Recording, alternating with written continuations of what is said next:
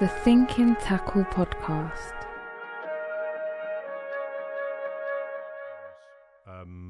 Whatever you want to call it in life, their own mindset, whatever's their own beliefs, the things that are holding him back, But I think the ones that really make a good therapist, they can go through the training and stuff like that, but it comes down to personality.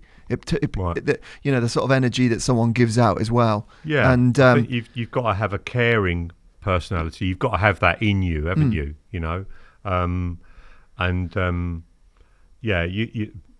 Being dramatic doesn't work. You don't want to be a dramatic person. You want to be a more considered, more caring person.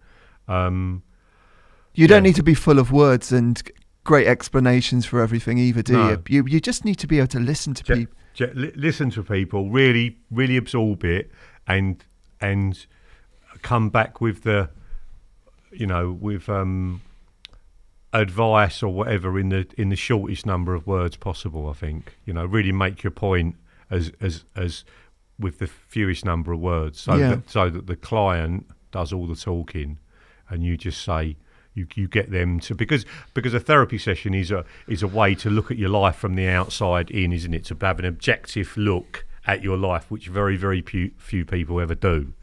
They just steamroller through it at a million miles an hour and really never step back and take stock, do they? Most people. And like you say, most high achievers are like that. They haven't got a chance to be able to stop. And sometimes things happen in your life. You lose someone close to you, or whatever, or you have a health issue or something like that, or you turn 40 or whatever, and there's a moment there of reflection and am I doing the right things? Am I happy? All this that happens, doesn't it? But I think there can be sensitizing moments in your life as well, where suddenly something just the light bulb goes on as well. Yeah. That's strong, though, isn't it, to say that we're working with this guy and he feels like your brother. Yeah, when I get to meet him, COVID or no COVID, we both put masks on, and I'll hug him, until he says that's enough now, Dan, because he's coaching and the learning. I look at it as it's like a lesson at school that you should have done at school. It's not psychology, because it's learning about yourself and learning. Not just how you're made up, but learning how to correct things that are not serving you. Yourself, not somebody doing it to you, not you taking a tablet, whether it's an ecstasy pill or an antidepressant or whatever it is. It's not, they're external things. They're things that are being done to you. It's internal. It's something that you are doing for yourself. And if I could have learnt that in my mid-teens, in my last years of school, I shudder to think what I certainly would have had far greater peace of mind all my life. Because I wouldn't say that I've had peace of mind. People talk about mental health and everything. I think a lot of the time, that's too harsher description. Mental health I call it peace of mind. Right. Do you have peace of mind? Or are you, I need to be like this, I need to do that, this isn't good enough, but peace of mind is like, I'm all right. I'm a decent human being. I've really enjoyed today. I thought I did really well. Content, I can sleep at night, all that sort of thing. Do you know? It doesn't mean that you don't achieve. I think I would have achieved a lot more. But I think having peace of mind. People that, Tom Dove, for example, he doesn't worry about a lot, does he, Tom? You don't get he that doesn't feeling. have sleepless nights, does he? He doesn't. I know he doesn't. He's, and he's had a very nurturing upbringing with amazing parents that, that treated him as an equal. And you can see that when the family group's together. I've seen it the whole way through. When his dad was around and since. Have you noticed your sleep patterns have changed then over the last few years? Well, yeah. I mean, I've never really been a brilliant sleeper. Me neither. I've had at the early days of Korda not been out of sleep with bursting with ideas, and you have to get up or all the things you've got to do tomorrow or whatever. Get up in the middle of the night and write them all down so your mind will stop and you can you can get to sleep. When I'm fishing, just thinking about the next bite. Am I going to get another bite? Have I seen one? I've seen one shot. Oh, I'm going to get one. Then you just can't sleep the entire night. Do you know what I mean? And then it gets to 5 a.m. and you haven't had one, and then you're like that, you know, and you go and sleep for an hour, and then you get a first light bite, and then you're up again. Do you know what I mean? And you know, it's still now when I'm better at sleeping now when I'm fishing, because I know when I've done everything that I can do. Yeah. Rather than maybe there's something more. Maybe I'm not perfect. You know what I mean? You know, but now I'm like, I've done everything I can do. I'm not going to move tonight. I know I'm not. You know, so let's read my book. You know, I eat much earlier. I don't drink tea late into the evening. I've learned the caffeine in that can keep me buzzing as well. So I eat early, so I'm not sitting on a big meal. I stop the caffeine about 5-6 o'clock. I read my book, and I'm off. I'm out. Listen to one of our podcasts, and then he's off to sleep. I listen to the podcast. I listen to the podcast on the way to fishing. Right. You know, and I'm sort of right up to date at the moment. I just did. Whose did I do? So Nick's is our last one. Nick Kelly. Podcast. You know, I listened to Nick's, didn't I, before it came out? Yeah.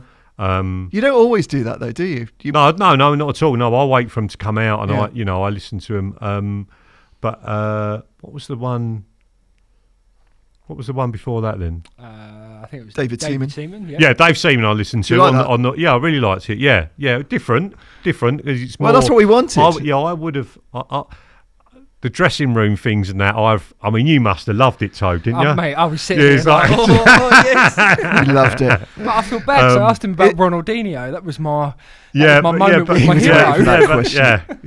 It's really hard, though, with that, because it's like, do you just go on and on about the football stuff? And we normally meet guests before the show as well, don't we? Yeah. We didn't do that with David. So I did go fishing with him afterwards, right? Which was like I went fishing with him as well. Toby came as well. But I'll carry your maggots. Just a bit. Yeah. Can I come? It was like Toby. You haven't been on a single meeting up until this point, and now you're like a kid in a sweet shop. Mate, I was straight there with Rooney rods out. Like I knew what was going on. Loved it. It was a good day, wasn't it? I enjoyed it. Yeah. Anyway, well, to be fair, if you get Nicole Scherzinger on the show, I'll go, even if it's match fishing. Yeah, Rita Ora, actually, she goes fishing apparently. Does she? Yeah. I do 48 hours with Rita Ora, definitely. Definitely. I don't think she's want to do them with me, but you know. Anyway, know. I haven't introduced you yet. Danny Fairbrass, we're live. Welcome to the podcast. Thank you very much, We could just carry on like that, really. We could, yeah. Just talk about all the amazing women in the world. Yeah, crikey. Yeah. We've got a female guest coming on the show soon, actually. Have we? Who's that? Well, we won't. You're not going to say? Yeah, should we leave it until? All right, yeah. But we needed women on the show. I honestly don't know. So, okay. Yeah, I think it's good. Obviously, in percentage terms, it's less than 1% of anglers, isn't it? I would guess. I've never seen a lady fishing on her own anywhere. Obviously, I know Katie. I know she fishes on her own, and she's running her own business now. Having, I think that the company that she was working with was downsizing or something, or she left of her own accord. I can't remember what it was, but it was, she started her own business for whatever reason. Did you find her through social media? I don't know how it came about, to be honest. It wasn't me, actually. I don't think it was me that made the initial approach to Katie. But obviously we did a thinking tackle together. I know her pretty well. She's been around my house, with James, her fella, for parties and stuff that I've had. We talk more about everything else than fishing, to be honest. And I don't speak to her loads. I was WhatsApping her last couple of weeks. But she's the only lady that I know that fishes. Yeah, like 1 to 2% listen to the podcast, women. Right. So it's low, isn't it? But I think it's important, to get a female guest on the show. Great to get that perspective. Yeah, of course that it point is. of view, I think. And I mean, Damo fishes with a woman on Frimley, and she catches a lot of fish as well. It's there are women out there that are they're accomplished carp anglers. Yeah, I think it's it's a ballsy thing to go into a male-dominated sport. It's like how do you find it in the first? I guess it's boyfriends or whatever that maybe get them into that, but it's not always the case. I guess. Don't know. I mean, it's obviously their questions to ask, aren't they? How did you get into it? You know? Yeah. Well, we will do that soon. Looking forward to that. Dan, have you got a nice gift for us? I can't believe it. I looked down at my last gift, which was an absolute worldie, which really should make up for about 20 gifts. That tackle box from Underwater 7 and 8. Well, you'll see it's made the nice centre of the table now. Yeah, we really need to get some glass cabinets in here, gents, with it all in, and have a little label for it so you know who it came from and when it was. Is that coming? Yeah, I've got Wendy on it. Yep, she's she's in charge of that. Yeah. That would be lovely in the background to see that sort of stuff in the background. Like people to be able to come in here and look through all the things that other people have given. They do. Every guest does. Cool. Of course they do. And you know, that's a nice way of me deflecting from the fact that I haven't got one with me. So what were you I thought of it. Yeah. And in my rush to get to work, I had to bring some long-range rods in for Rob Burgess today. We had a management meeting today. There was loads of bits for me to pick up of prototype stuff that I'm going to be fishing with over the next few weeks, and I forgot. In all my rush, I forgot. I walked past this thing this morning. Basically, in a drawer in my basement, there's a load of leftover Korda kit, prototypes and all that sort of thing. And in it is a prototype spod, right, which is a giant spod, right? Remember when we brought the solid spod out, I think the Sky Wonder, I think it's called, and I felt it was a bit light and you could get a bit more weight in it and get it further, same shape and everything. But we went a little bit OTT on the step up. It only needed to be fractionally bigger, and we didn't really think about the volume element. We looked at it from a 2D enlargement, not a 3D enlargement, and got it badly wrong. How heavy was it? It must have been 8 to 10 ounces. We're full of spod mix. So imagine the spod rod back in the day, like, and then it sort of eventually sort of follows the rod, and when it hits the clip at like 40 yards, it nearly drags you in the lake. Do you know what I mean? And this was at a point when I was spodding a hell of a lot and putting decent amounts of hits of bait in quickly, and it was done for that reason. And it was massively. Do you still think overdone. There's room for improvements with spoms, that type of thing?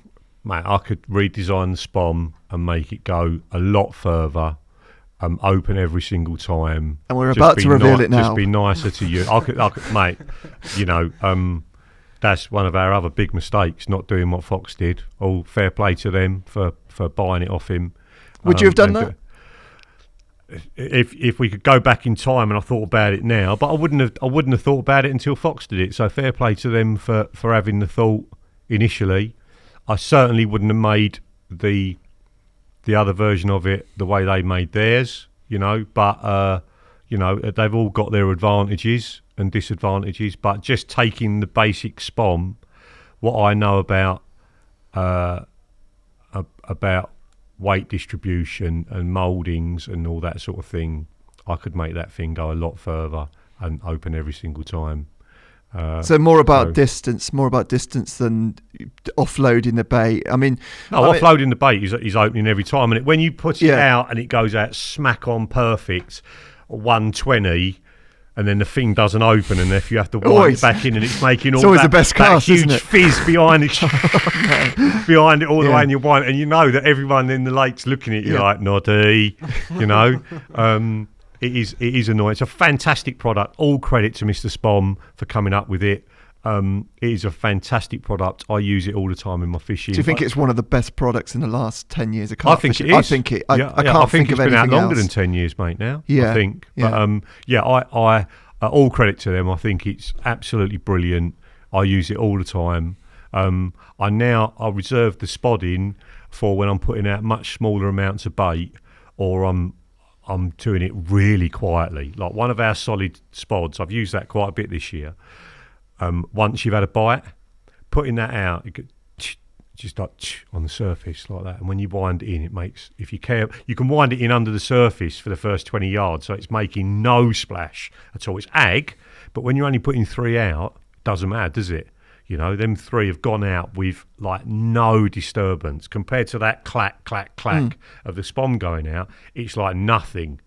So what about for putting a lot of bait out then? How do you... No, I start with a spom. So, you know, when you're putting a lot of bait out, you're either starting your session, so, you know, you're not expecting them to be feeding right there and then. You've maybe seen them in the morning, waited for bite time to come and go, then put your hit of bait out before the evening time, and you're probably expecting a bite in the night or the next morning. So it doesn't really matter, you know. And then I might use a big spom to get it out really quick. And then if I am spomming, I'll move over to a medium spom for rebaiting during the session. This time of the year, winter time, I'll use a medium spom straight away. I don't want to put big hits of bait in one place. I want to, you know, pepper it around a little tiny bit. And big spom just makes so much splash, doesn't it? You know. Yeah, and they wobble through the air a bit as well. If you don't, I think if you overload them, they do, or you don't put the right grub in them, they do. I mean, Darryl uses a big spom, and he fishes it at like 140, 150, steps into the cast. They're okay as long as you fill them right up, aren't they? As long as they're filled properly. Fill them right, yeah. Shake it all down into the nose. Then yeah, big spoms are fine, but they're a lot to get moving, aren't they? And I just find the medium one, you know, I'd love, you know, if they're listening, really I'd love to see a one between a medium and a large. I'd love to see that size, just that little tiny bit heavier, a little bit more bait in it. That would be the one that I would use a lot. So before we move on to the no royalties required, Fox. You know, Christmas card every now and again would be nice for all the things you've ripped off, but yeah, no royalties for the medium, for the what is it? It's not a medium. It's not a large. What would it be? An intermediate. Intermediate, yeah. Yeah. Yeah. Well, we look forward to seeing what comes out in the future. Yeah, you never know. This show, we're going to talk about. I don't know anything about your early fishing, and I don't think a lot of people do either. So this is going to be a whole new journey for all of us. If you read Carp World about 200 years ago, there was an article in there about it. But that's about all I've ever done, I think, on the, you know, being a boy. You know, and turning into a carp angler. Well, I think people want to know a bit about that as well, don't they? They know about the... I've got kind of a vague early memory of Dan fishing. It was when you and my dad fished the English Championships, was it? Yeah. And I remember Dad British going away... Championships. British Championships, sorry. You went away for a couple of days. I just knew Dad was with Dan. I was like, right. Oh, okay. Anyway, you guys obviously done well and come back, and he returned with a PlayStation off the back of winning. Right. And I remember thanking you as well because you were with him at the time. Right. So there you go. There's a little early memory I've got of Dan fishing. I spent my winnings on taking my first wife away. I might as well have poled it up and burnt it for all the good that it did. But it wasn't about the money. It was nice to take 10 grand off Rob Hughes. What was that? 2003. 2003. Yeah. It was nice to take money off of him because he's tighter than a duck's arse, that man. I'm sure he won't mind me saying it. Love you, Rob. But he is tighter than a duck's arse. He takes poncing to a whole new level. And, so, you know, it was your dad caught more than me in that thing. But obviously he wouldn't have won on his own. No, we fished out of our own skin. Where was that again? I've seen the pictures. Is it down on the south coast near Ives? I can't remember what it's called now. It will come to me. Okay. It'll come to me. Yeah. But I started well before that, mate. I was pretty much. I was into it at that point. That was the first outing with the 13-foot 3 3/4 infinities re-whipped like into mine and Damien's preferred whipping configuration, and to win with them as well with them rods, that was special with that. I bet you encouraged Dad to get out a bit more, didn't you, Tom, after that, and to do a few more matches. Again? Yeah. No, this would be interesting anyway. Yeah, this would be good. So have we got any pictures of very early Dan fishing? Fish pictures? I don't think you've got. You've got anything. There's no. Basically, what happened? My early shots, I had the same albums as everybody had at that time. So we're talking about 84, 85. I was 14, 15 years old. That would have been early shot. To be fair, I've got shots from before that, when I was 10, 11 years old. I can remember shots of nets full of perch and all that sort of thing. But all those pictures were together, and I left them in the loft of a flat that I moved out of. And I only spoke to him the other day, a lovely guy called Joe that lived a couple of doors up from me. My plastic bucket cleaner, we call him. He worked at Korda in the very early days as a boy, cleaning out the jam buckets, cleaning all the jam out so we could pack orders in them. Oh, right. Can you believe that? But yeah, Joe, basically, the people that moved in said, we found all these pictures in a big bin bag, all these albums, and he said, oh no, they're Dan's, and he took them up to our 2 workplaces ago up at Ricebridge Chase. He took them up there for me and gave them all to me, and we used those pictures in this Carp World article. And I'm not sentimental, and I'm a bit shit about looking after things like that, and they've gone missing, and they could be here somewhere. The boys have looked for them. They could be here. They might have gone missing in the move. I might have taken them home and left them somewhere. I don't know where they are. So all my layer pictures, all my early, my first decent carp like singles are all in that thing. So yeah, we can definitely talk about it. But them early bits, well, I've got one somewhere. I've got one here. I'd like to start with a personal favourite of mine, if that's all right. This is the one. So we're looking at a picture now. Chrissy Waddle haircut, the old mullet. We got a mullet there, spiky on top. You look like Bono a little bit, don't you? Do I? Yeah, I think that's a compliment. Yeah, a little bit. Yeah, with the old carpy green jumper on there as well. Army and Navy stores, Dagenham. Get all the army stuff. Got army trousers on as well there. And the fish we're looking at, how big was that? God knows, £5 or £6 by the look of it, £4 or £5. And you're looking the other way, Dan, in that picture. Yeah, I've got a bite. There's a bite. There's a bite going on. This is the back lake at Boreham. I think the Chelmsford Club. I think Boreham Mere was like the Mecca, with like 30-pounders in it. 30-pounders in the mid 80s. Mid 80s, yeah. Blimey. It was like they were serious carp anglers, like. They had lead core on and things like that. It looked like massive leads on, and do you know what I mean? All that sort of stuff, because you had to walk past the mere to get to these back lakes, and there was small, I guess 2 or 3 acre jobs, absolutely full of fish. And I got dropped down there, I guess by my dad, in the school holidays, and I did like 7 days or something down there on my own. No other visits or anything. They just picked me up at the end of 7 days, so I had to have all the food and water and everything. I remember I caught 100 fish.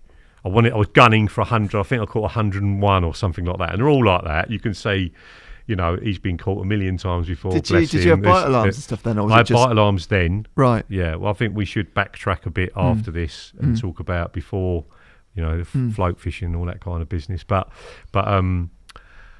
I had 101 fish I caught in that session. I made my own boilies and everything. Made like tons and tons of like 6-millers, 2 6-millers on the hair and all that. And I remember going back to school after the school holidays, and that first day when the alarm went, I stood up in bed. You had a hair and bite alarm. I sat up in bed, right. Sat forward like that and reached for the rod because I'd had so many bites. It was just like ingrained in me. And I woke up just sitting forwards in bed, and I sort of looked around, and it was like my bedroom, and I was like, oh yeah, I'm not a Boreham anymore. Yeah. It's school time. So yeah, so that was But I was always wanted to look the part and look like a proper carp angler and. How did you get into fishing in the first place, and how old were you? I was probably, I'm guessing 7 or 8, something like that. And my mum used to take us actually to begin with. My mum and my dad split up when I was very young, about 3, and stayed living with my mum for quite a while until I was about 9, I think. And my mum used to take us down to Hadley sort of flats and there were like the sort of marshes, if you like, and there were drains down there, freshwater drains, and horrible, just done with a digger, steep-sided, no trees, nothing. And she used to take us down there in the summer, and we used to catch eels on the float. And I can remember it clear as day, having shorts on and, going down with my sister, my mum, and, float fishing and deep hooking eels and all, trying to disgorge them, and all the blood's coming out of their mouth, and me and my sister are crying her eyes out because it's going to die, and, and did that for a little bit. Well, it was just a thing that your parents thought just introduced you to fishing. My mum's second husband owned a tackle shop. Charlie Thorne owned Charlie's Tackle in Basildon, just round the corner from here it was.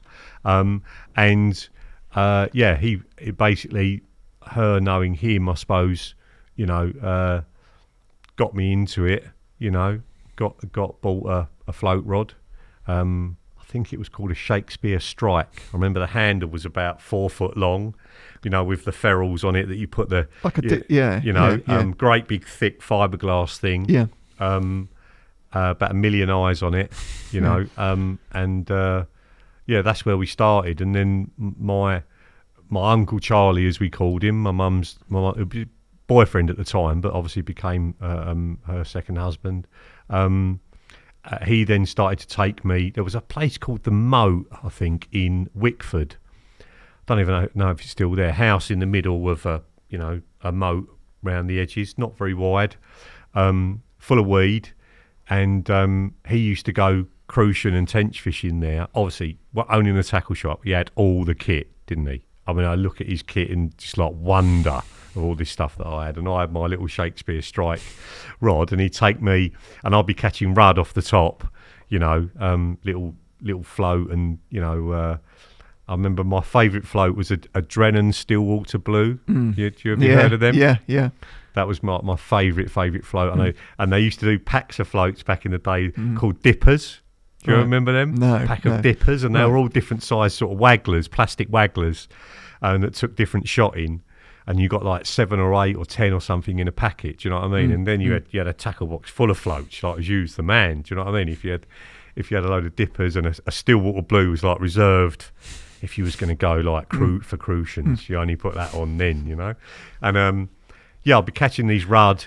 And like I remember striking them into the nettles and having to go in the nettles and get them out, or Charlie would go in the nettles and get them out. I used to strike so hard when the float used to go, and then it just went on to crucians from there. Did you did you have a lot of help with fishing? Because for me it was like there was no one really to help me, so it took a long time. Charlie did. I mean, Charlie, he obviously he showed me, how to shot a float up, I can't remember about the tie and the hook, whether it was spade ends back in the day, and I must have learnt to tie a spade end eventually. It was probably eyed hooks to start off with, to be fair, small Drennan eyed hooks, because Drennan was absolutely like the brand, back then. I probably started off tying them on, and then progressed. I learnt how to tie spade ends. That was quite advanced, wasn't it? To be tying. Yeah, mate, I was so into it. From straight away. I mean, from a kid, I loved water. I loved swimming. We started like most kids do, swimming underwater first of all. Couldn't swim on the surface, swim underwater. Held the Forest Lodge record for how far you could swim underwater, a length and a quarter. I remember swimming against my best mate now, still my best mate now, Andy Reynolds, and both of us like nearly dying because you could see the other one underwater and he was still going. Do you know what I mean? But I've always loved water. My mum used to say when I was little, when I was 5, 6, 7, we'd go out for a walk in the woods, and I go, there's a pond here, there's water here, and she's like, you can smell water. Yeah. I swear, because I'm like, it's over there, and we go over there, and sure enough there'd be a little tiny sort of stagnant pond in the middle of these woods, and I used to go newt fishing, catch newts and put them in the pond back at home, and like spend all day perched out on a little log in the middle of this pond, like on my own, catching newts and having them in like a an old Coke bottle with a top cut off with a little string on the top of it, and they drop me over there, and I'd do it all day, and then they come back. I mean, one time I got bitten by gnats so badly I had to go to hospital. Right, so I had like hundreds of gnat bites on my arms, on both my forearms. It looked like Popeye, where my forearms had swelled up so much. Yeah, that make you sick. But I just did that all day, catching newts and just getting eaten alive. And I was so obsessed with catching another newt. Oh, there's a male one with the red bit on the tail and the do you know what I mean? A black one. The females were a brownie colour, and the great crested newt, I think they are, aren't they? Right, yeah. You know, so just obsessed with water from the word go. So do you think, looking back now, it was kind of your sort of destiny to kind of, it was my destiny. It was. I absolutely loved it, and so the move on to fishing, I loved neat things. I used to line all my soldiers up when I was a kid on the floor. My sister would knock them all down and create havoc, and we'd beat each other's throats. But I'd spend hours lining them all up. So that sort of attention to detail was like in me. So when it came to fishing, it was a way of expressing, and focusing that attention to detail, I was, mum and dad split up. I would say I had quite a lonely childhood. My dad was from that age where your dad doesn't show affection. When you get above a certain age as a kid, doesn't show affection anymore. Very hardworking, and loved us dearly, but couldn't really show it and didn't really spend tons of time with us. That's sort of my memory anyway. Maybe I'm part wrong. Of that generation. Part of that generation, and me being able to, miles away from my mum. She was off, doing her own thing. She had Charlie and he had kids and everything as well. And fishing was a way of focusing, and you can be on your own, and it's a great thing to focus all your attention on. Yeah. So it was a great. Well, it sounded like it was a form of creativity for you a little bit as well. Yeah, it was an outlet to to sort of direct your energy, because kids are, my little girl now, she's absolutely overflowing with energy, and every kid's like that, aren't they? So if you can focus it into something, and that's what I did. I focused it on fishing, and from going with Charlie, and catching your first crucian when you've only ever caught rudd and eels, and you catch a crucian. And it's this beautiful golden thing, and it proper floats like you can hear the shot rattling on the line, can't you? It's like that as this crucian's going up and down, and you think you're going to lose it. Do you know what I mean? And you get it in, and then you just want to catch another crucian and another one and another one, And that's what we did at this moat place, and he took me a few other places, and then. What did you say about crucian fishing? You mentioned lunch and meat. You ended up in hospital or something. Yeah, that was a little bit. So basically, I went from doing that. Then I started going with my mates at school. Dave Neighbour was one of my mates. It's all sort of flooding back now. And we used to go crucian fishing at Bedford's Park, which is directly opposite Risebridge Chase, where we used to have the old yard. Little square lake. I'm guessing it was a couple of acres. It felt massive when you're 14. Cycle there, rod strapped to the crossbar. A little bit of kit, and we go crucian fishing, and we catch a load of rudd in the process. And Dave was always really good at catching the crucians, we'd all catch crucians, and it just sort of spiraled from there. Did some pike fishing as well, at the same sort of time as starting carp fishing. So back then you wouldn't carp fish in the winter, and that was like impossible, wasn't it? So you'd carp fish in the summer. But I started off float fishing, got really into it, fish matches, all that sort of thing. My dad then got into it because I was into it. Quite a few of his mates used to fish, and there was a guy called Don Pryor, and he was like, he could have fished for England. He was that good. And my dad had a car repair shop, and Don used to come down. Oh boy, I remember like all these guys had like massive fingernails for doing shot. Do you remember like they used to have really long thumbnails for opening shot up, you know, and they always seem to have really like weathered hands that sit out in the rain and not worry about the brolly and all that sort of thing, roach fishing, and you know, so we, you know, he taught me how to make floats and all that sort of thing, you know, and obviously being the kid, they all sort of take a shine to you, don't they? And when you're keen.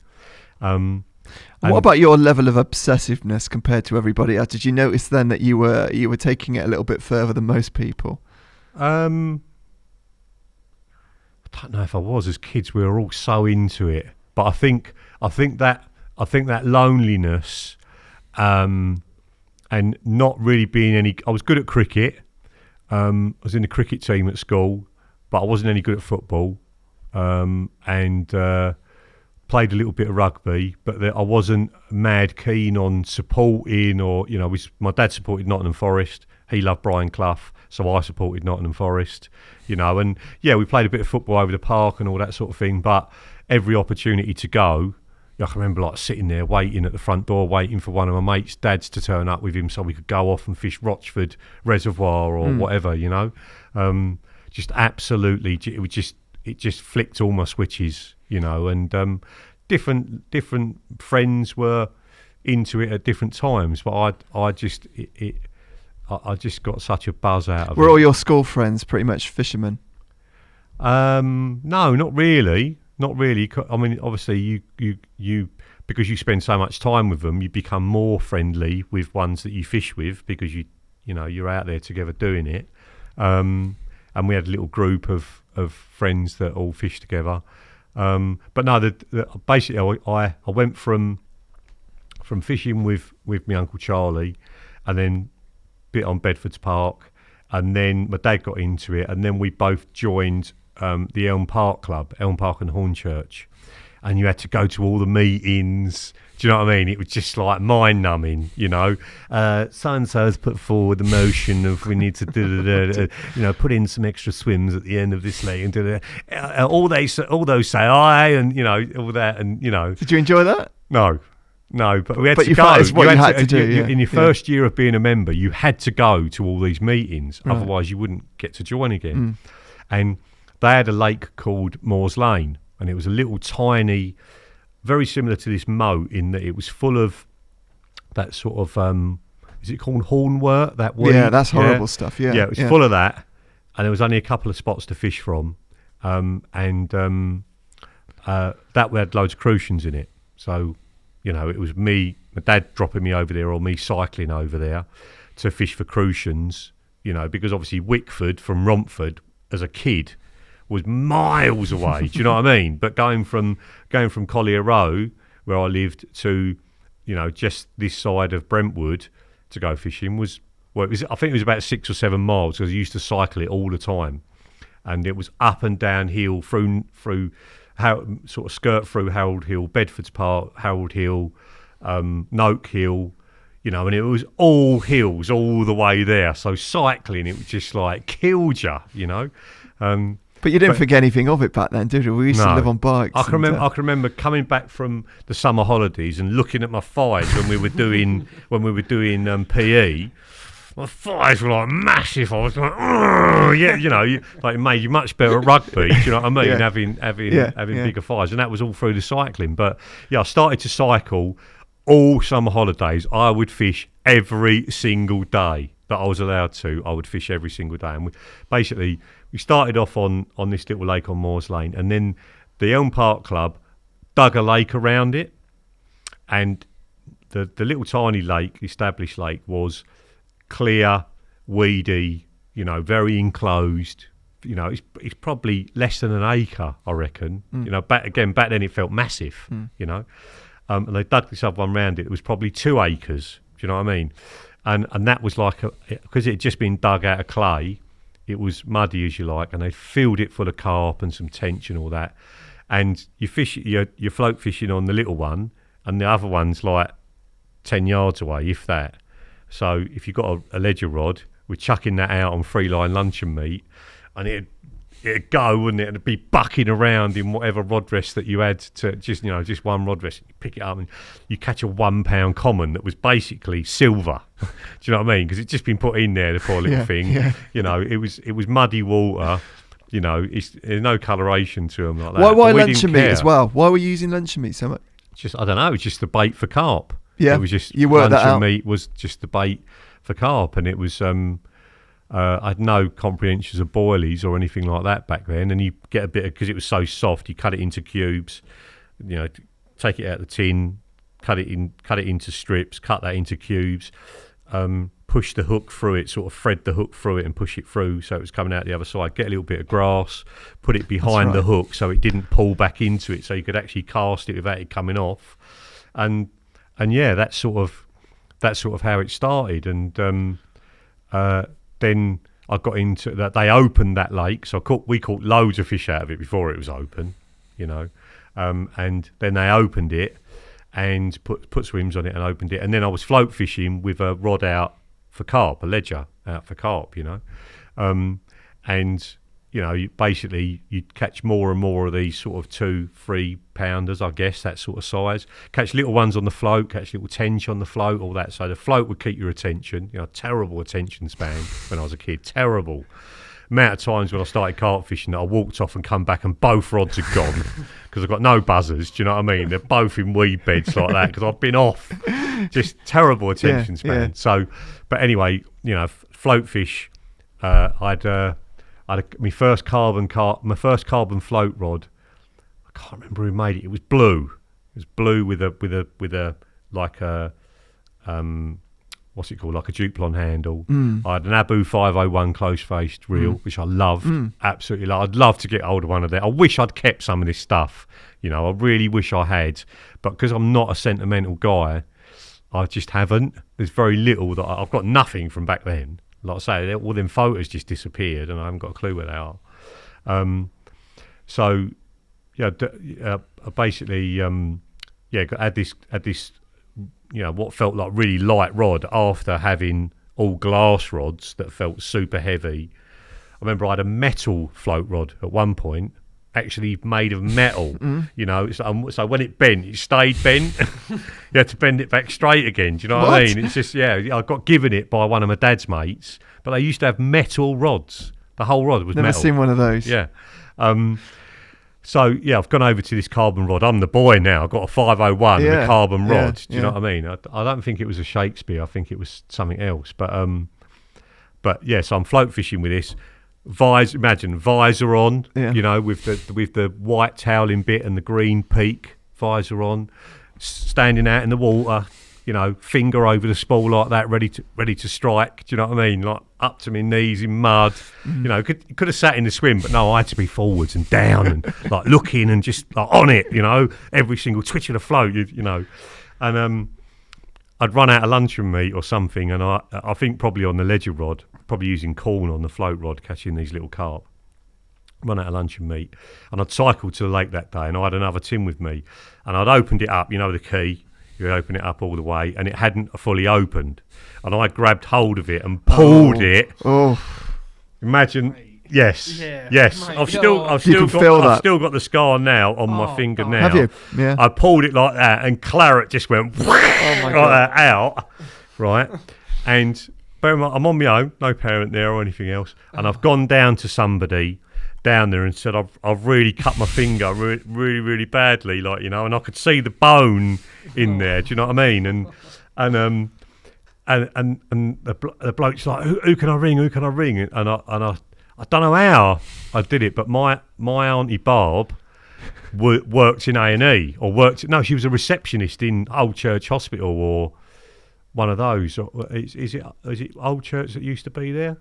Now it is turned into Queen Mary's or something. Right. But she was a receptionist in a hospital, and I think we rang my dad, who then got in touch with Barb, and then somebody drove me down there. Left all my gear in the swim, drove me down there, and I can remember laying on the sort of the X-ray table, them X-raying my finger, and I just had mud up to my knees. My whole bottom of my legs was completely and utterly coated in this clay that the lake had been, and I obviously got green on and camouflage if I can. And I remember the bloke doing the X-ray went, "Been fishing, have we?" They stitched it up, and I went back, and my dad obviously. I think my dad took me back, and we packed all my gear away. And you didn't fish after that? Didn't fish. No, I didn't. Well, that was the end of it. And then basically, I remember I used to cycle with a seat box on my back, one of these big FG-Co seat boxes that had a sprung-loaded seat. I used to cycle with that on my back in the end, and a big rod bag strapped to the crossbar, and keep net, landing net, all that in the pouring rain. Yeah. With waterproofs on in the pouring rain, just turn up at the lake absolutely just done, you know. And I used to sing to myself on the way there, you know, like the lake isn't far away, Moores Lane isn't far away. I used to sing it to myself, you know, so I, you know, just to keep myself going. Do you know what I mean? There was no Walkmans or anything back then, or certainly not one I could afford anyway to have it on the way there. So yeah, I fished at Moores Lane a lot. And I progressed really onto carp fishing there. So did a little bit of fishing. You do that same sort of fishing where you've got a seat box and you've got one rod out, float fishing, you've got another rod out for anything bigger that comes along, a tench or a carp or whatever. And, you know, there's lots of little lakes dotted all around Essex that offer that sort of fishing, you know. And there's one in Collier Row. I don't even know, I'm guessing it's still there. I mean, it was tiny. And I used to go over there all day, every day in the close season and feed the fish with bread, feed the carp, and just be spending just for hours, like watching these like 2 and 3 pounders and putting a bit of bread flake out and it sitting on the surface and then them having it, do you know what I mean? And eventually I got a ticket to fish there, and I remember having to walk there with this seat box. I didn't have a seat box on the bike because I would have cycled there. I used to have a rucksack on the bike, but I walked because it was an FG-Co seat box and all the match anglers had them and it had a sprung-loaded seat. I walked like whatever it was, 1.5 miles to this lake with a seat box. It killed me, you know.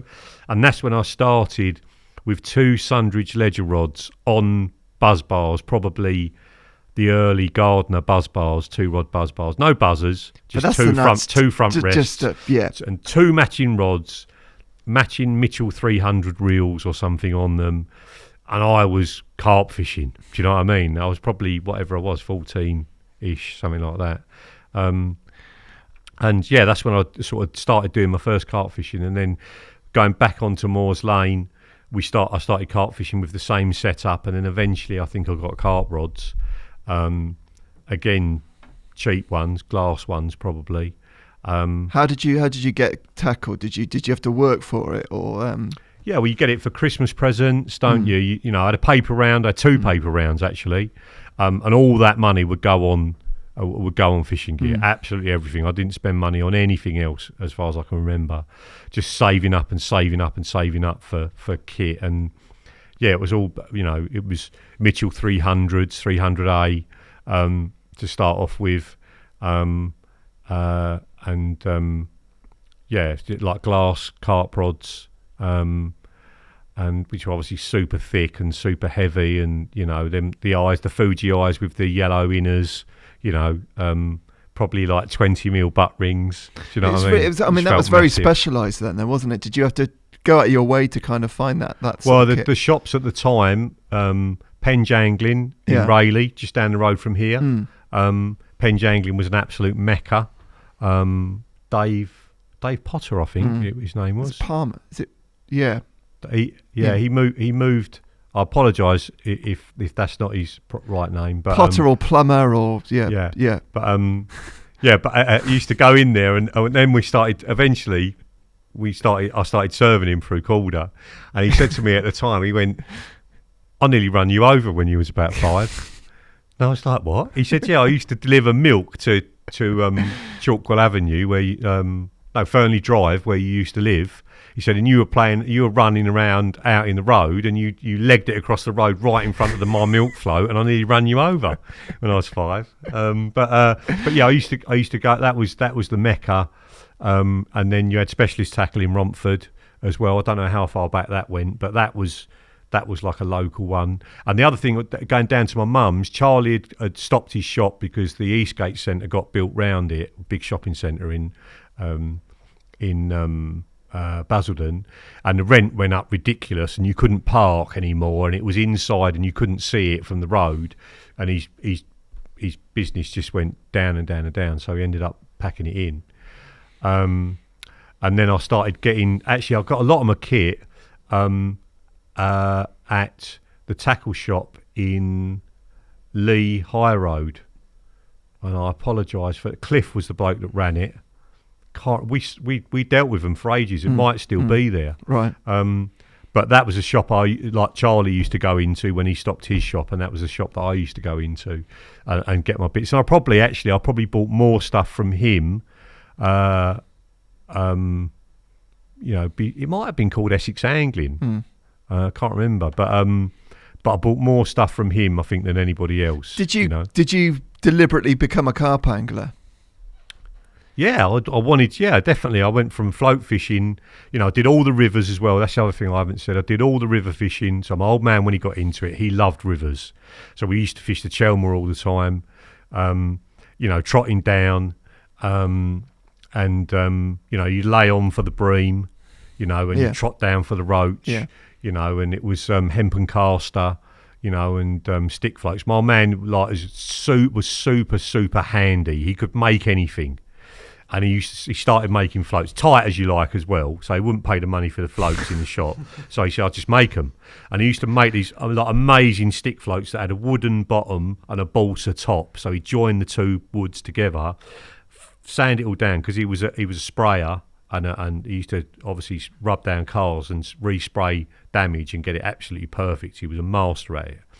So making floats, he'd just be down the garage all the time, like sanding these floats down and making these beautiful floats. And obviously I used to use loads of those as well. But float fishing, still Miabu 501, and obviously you can let the line, you click the front of it, and the line's released. Yeah, I have one of those. You cast, turn it over and the little pin comes out, you wind back in, and then click it, and then you can trot, can't you? Because the line's just peeling off, and then as soon as you get a bite, your fingers over it and you're striking again. So we're doing that in the winter time. We would do that float fishing on the Chelmer. It was much better in the winter, the roach fishing, than in summer. There's no weed in the rivers in the winter. You had to wait for the sort of October floods, November floods to come through, flush out all the weed so you could trot down. And then in the winter, there's no weed in the river and you're trotting down. And you used to do that. We used to go to the Suffolk Stour. I can't remember what it was. I can't remember what it was called down there. But yeah, we went down there and did matches. Went down there pleasure fishing. It was that where Faldwich is, the lake's called. I remember looking at Faldwich thinking it's like ginormous. I mean, I haven't been there since, but I just remember it being huge. But yeah, just float fishing. Is that something you would ever go back to now? That sort of fishing? What? I've got a little bit of a hankering to do it. Yeah. To go trotting on the river again. And to be able to go for a few hours, and obviously knowing what I know now, I'm sure that I could turn my hand to river fishing and do it well, be good at it. I'm sure that I could, I've done a little bit this year. Have you? Yeah, I mean only a little bit, but I will do more of it. Whereabouts? River Wye. Right. Okay. Yeah. That's nice. But that's like the first time I ever went scuba diving was at the Great Barrier Reef. Right? Yeah. So basically, I've started at the absolute top. You climb Mount Everest. And that's it's the same. Exactly. Yeah. So, it's the same. River fishing on the River Wye is like the best river fishing you can ever do, isn't it? Did you think that, Tope? Mate, I really enjoyed it. Honestly, I thought it was really well, was good. this when you one of our steamrolled your way into going with seamen again? Exactly. Yeah. Right. Loved it. But no, I Right. went with Rooney. He looked after me all day. We did it. I got a bite as well, and I was devastated. Was this barbling? Yeah. I was you miss it? Devastated when I lost it. Oh, you lost it? Devastated. Right. Yeah. Apparently he was a bit heavy-handed with it. I've only ever played carp, so when it came, I was like, oh, bang. And you're an MMA fighter as well, son, aren't you? No, so you're like, I'm winning this battle. He was in the ring. This is going down in the first round, isn't it? I'm shouting him his boss. Oh no. Oh, yeah. Gone. Yeah. Rooney reckons it was a big one as well. Mate, really? Yeah. He'd been waiting all day for a bite. He went, Geese, I'd never lie to you. He said that was massive. No, mate, it was horrible. So I wouldn't mind doing barbling as well. I wouldn't mind. I could see myself getting into that if there was. If there was somewhere to go, I'd travel in 2.5 hours to do my own fishing. So there's plenty of barbling within 2.5 hours. But I love my winter fishing now for carp. If you've got the right water and it's doable, it's a realistic possibility of getting bites. I don't do enough of my own fishing anyway, so you never know. At some point in the future, how much fishing do you do personally at the moment? Personally, I've just got back into it again, so I'm doing a couple of 3 nights a week now. But stuff always gets in the way. So basically, spring is my time for myself, and I'll do 2 to 3 nights a week from the middle of February till the end of April, when the syndicate I'm on closes. And then summertime, I do a lot of work events, work fishing, that sort of stuff. Go on holiday with the family for quite a long time.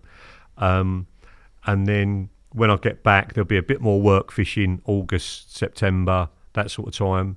A bit more work fishing to do. And then autumn fishing tends to be abroad. So Gigantica a lot. And then when that's done, back to my English fishing for the late autumn into the early winter. So it sort of fits and starts with my own fishing. But this year, actually, I'm going to do a lot more of my own. I've been once last week and loved every minute of it, because I hadn't done it. I've had a knee operation recently. The recovery from that was not easy. I didn't realise how restrictive and sort of painful it was going to be at the start. And it got, all credit to Mr. Walzak, the surgeon. He did a fantastic job on me, and within a week it was moving around a lot more. Within 2 weeks it was really good. 4 weeks I'm almost back to full strength, So that's happened a lot quicker than I thought. But I haven't, because of that and because of work fishing, I hadn't fished for myself for quite a long time, So whether you catch anything or not, I'm loving it. So but that's the sort of amount of fishing I do now. So getting back to the old stuff, I mean, was there a fascination with seeing other carp anglers on the lake and what they're doing, and You didn't, mate. You couldn't see what anybody else was doing. When I started carp fishing proper, I was also fishing down at my mum's. So we used to go down and see my mum every other weekend, I think, anyway. And I joined some lakes down there, Colony Lakes at Hadley. I think it's still there. In fact, I know it is. I don't know about the little lakes that I fish, but the lakes you could fish as a junior were called the Piggeries. And then you had the Res, which didn't really have any carp in it, a couple, I think. And then you had the Blue Lagoon, which was like the big boys' lake. And there's a bloke called Jeff Shaw, one of the few black guys that went fishing, and obviously he stood out for that reason, but also for the fact that he was the bollocks. He was a really good carp angler. I remember going to little slideshows of his in the caravan at Colony Lakes, for doing a slideshow for the members. How many people can you get in a caravan? Do you know what I mean? And he's but it was so secretive. I remember all the other kids who were fishing Colony Lakes were a bit older than me, fishing the Piggeries, and they wouldn't tell me anything. At that point, I had 2 3-pound test curve pike rods with metal rings on. That's what I was fishing with, full length cork handles, metal rings on. Bought them off of a guy at school, I think, called Gareth. They were so heavy, it was just ridiculous. And I was fishing with butter beans. That's what I was fishing, like cooking butter beans and side hooking a butter bean. So the big part of the bean was sticking out the back of the shank of the hook, and the bend of the hook was round the front. Butter beans on a 1 ounce running lead, little tiny mono hook link about 8 inches long or something. And that's how I was fishing down there. You weren't using hair rigs? Not at that point, no. I mean, that came probably the next year. I remember one of the guys at school, Scott, his older brother was a carp angler, and he fished at Hainault Forest, Hainault Park, and that again was like the best water in Essex at that point. There was like 30s in there. I can remember seeing one. I went for a walk with my family around Hainault Park, and someone had caught a 30 on the far side, and I always remember it was out in sort of a clearing in the trees, a little bit back from the lake, and he was holding up this 30-pounder, and it's just like spellbinding. He obviously must have been a top of the tree angler at this point. I don't know who it was. But Scott's older brother fished at what's the name, and Scott come to school. He went, "I've seen my brother's rigs," because his brother wouldn't even show him his rigs. Do you know what I mean? That's how secretive everything was. He's like, "I've seen my brother's rigs." He went, "The bait's not on the hook." I was like, we were all like, "Shut up! That is rubbish, man. No way." And he's like, "No, honestly, mate, it's hanging down under the hook. These little round things hanging around." And they were making their own boilies out of semolina and soya flour. Sorry, what year was this roughly then? About 85, right? I reckon, yeah. something like that. And we were like, "No way!" And I think then eventually he got one to show us. Do you know what I mean? Or we drew it or whatever. And then I went back to the piggeries the following year and started fishing with the hair rig. And that's basically, to do nights down there, you had to fish with a sponsor for your first night to make sure you could do it. Bear in mind, this is 45-inch brolly, no weight, no pole unscrewing and screwing back, so it was all like that. What do they call it? Something tilt, wasn't it? Wave lock brollies, but they had some sort of yeah. I can't remember what it was. Screw it into underneath the centre boss of the brolly. None of that. Didn't have that. Went just straight a down the normal middle. brolly straight down the middle. So you're trying to tuck a bed chair, and I'm trying to tuck my mum's bed chair and my bed chair, which are the blue camping bed chairs that you used to buy in Argos or at the petrol garage or whatever. With it was springs them, and with the springs underneath. Yeah. So your mum, did it take a lot of convincing to get your mum to come fishing with you, night fishing? Not really. I mean, she knew how much I loved it, and. So what was her experience like? Well, she was petrified. It was that is the era. Like, I'm fishing in a little tiny swim. It couldn't have been, the bay I was in couldn't have been any bigger than this room. And there's a bloke opposite. That's how close together the screens are. I remember putting a torch out. Turn that fucking light out! Like that. Do you know what I mean? And the torch was like in my swim. Do you know what I mean? Pointing down. It wasn't. He's been watching. He's been reading Carp Fever, hasn't he? It was like that. It really. And I remember going off for a walk in the dark and coming back, and my mum was absolutely like petrified. And she was like, "What is that?" And I'm like, "What?" She went, "There's something in the front of the swim." And like, I looked down and went, "Mum, it's a frog." And this frog had just been crawling along, and she's just like, can't move, just absolutely like in the bed chair, like petrified. But she did the first night with me, and that meant I was allowed to do nights on my own. Good old mum. Good mum, yeah. Well done, mummy. And I started going down the piggeries on my own. So basically, I'd go down to my mum's for the weekend. Come Saturday morning, I'd go to the piggeries all weekend. So I'd see my mum Friday night. She'd cook me a nice dinner. And I'd get another nice dinner Sunday when I come home. And I'd go. So I never used to see her. Do you know what I mean? So, I wasn't best son in the world, but I loved being by water. I still do. I love being out. Being out in the countryside is half of it for me, easily. And fishing the piggeries, I can remember the swim. There's a little tiny, the bit where the arm was, there was a little tiny narrow bit, and then at the other end it opened out into a bit of a bowl, and it had a few snag coming out of the water, as I remember it, a few little trees coming out of the water, and literally just underarming, 1 ounce lead with a brass swivel set in the top, a red bead to stop it hitting the swivel that was attached to the hook link, an Oleon door. I can't remember the pattern, but it was the one that Maddox used, with straight eye curved in point. Oleon door like size 8, which were tiny. Oleon doors were really small for the size anyway. Size 8, hair tied on the bend of the hook, homemade boilie on the hair. I think I used to make the boilies Friday night, so I used to wreck her kitchen Friday night making boilies. Poor woman. Leave the the food processor or the bowl, just what boilie mix goes like when it dries. It just like cakes to concrete, doesn't it? So I'd leave it like that in an absolute tip, and then go fishing Saturday morning. And yeah, homemade boilies. And I remember my first. I caught a few commons from there, like singles, and my first ever double was from there, £10 4 ounces. And I had old brolly spokes as the needles that my bobbins run up and down. So they had the flared bit at the top with a hole in that went into that wire around the central boss. And I'd painted the tops of them white so I could see them in the dark, and put my line on. Homemade bobbins, which were like the tubes that came off of a Blue Nun bottle of wine. So basically there was on the top of it, there was a little white bit on the neck. And if you could get that off, you could cut a sort of a square out of it, so you had 2 rings, top and bottom, with a backbone to it, and you'd put the bottom bit on the needle, put the line behind the needle, and then put the top bit on, so it was held on with the line behind. You're sort of frowning like you don't know what I'm talking about. No, I need to see a Have you never picture. seen these bobbins? So in the old original bobbin. Oh, of course I do. Yes, I know. Yeah, It. Yeah. So it's basically it's a top. tube that you cut a section out of. Did you copy that from somewhere else? Or?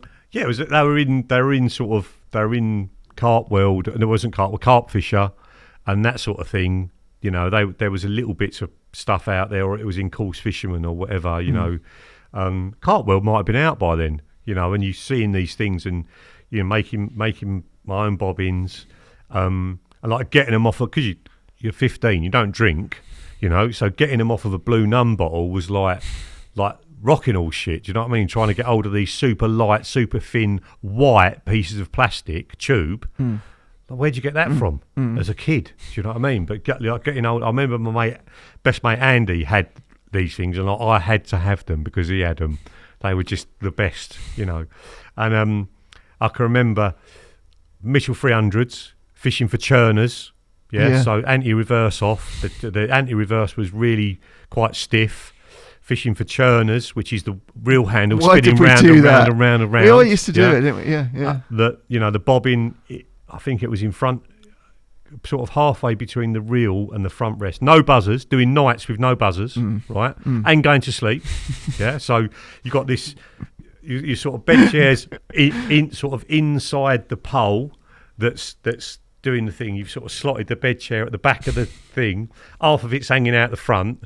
You've got like a blue sleeping bag on top of it because you can't get anything green, And then the sound of the bobbin scraping up the needle used to wake me up.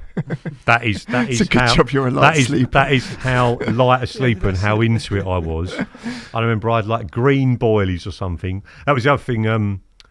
We used to get like green boilies. Yeah, we used to get like all these flavours from like the tackle shops, and we'd get one that we heard was really good, and I can't even remember what flavour it was. They were like bacon flavours and all this sort of thing. And a green boilie, I think it was. Maybe I put it on a red boilie, but it was a terrible mix. They were horrible to roll. They weren't all glassy in sort of appearance. But this £10 4 ounce common, first ever double, just absolutely made up. I can't even remember if I got pictures of it or not. And yeah, basically, you couldn't have caught many carp on green boilies, Dan. Surely. I think I did. Did you? I think I did. Yeah, like bright green because we were using food dyes. There was no like, well, not for me anyway. There was no going and getting ingredients. I can't even remember what the mix was. It might even have been bread paste, just coloured and flavoured. Yeah. It might have even been that. I really don't know. Can't remember. Held together, did it? Yeah, held together. They were quite tough, whatever they were. But it was definitely homemade because you just couldn't go out and get them, or certainly if you could, it was too expensive for a kid to buy. So they were homemade. And then going on from there, I think I sort of progressed then onto like the sort of Essex club waters. Like I remember like joining that picture you saw with a Chris Waddle haircut, and joining the Chelmsford club. And then joining the Colchester club. I was still a kid when I did both of them, Cantsmere and Bluntsmere. I seem to remember Didn't catch a lot out of them. Very, very weedy. Caught a few commons, sort of low doubles probably. Again, dropped over there in the school holidays and fished it for a couple of days at a time and then picked back up again. Crazy, really. I mean, you wouldn't do it with your kids on an unfenced lake.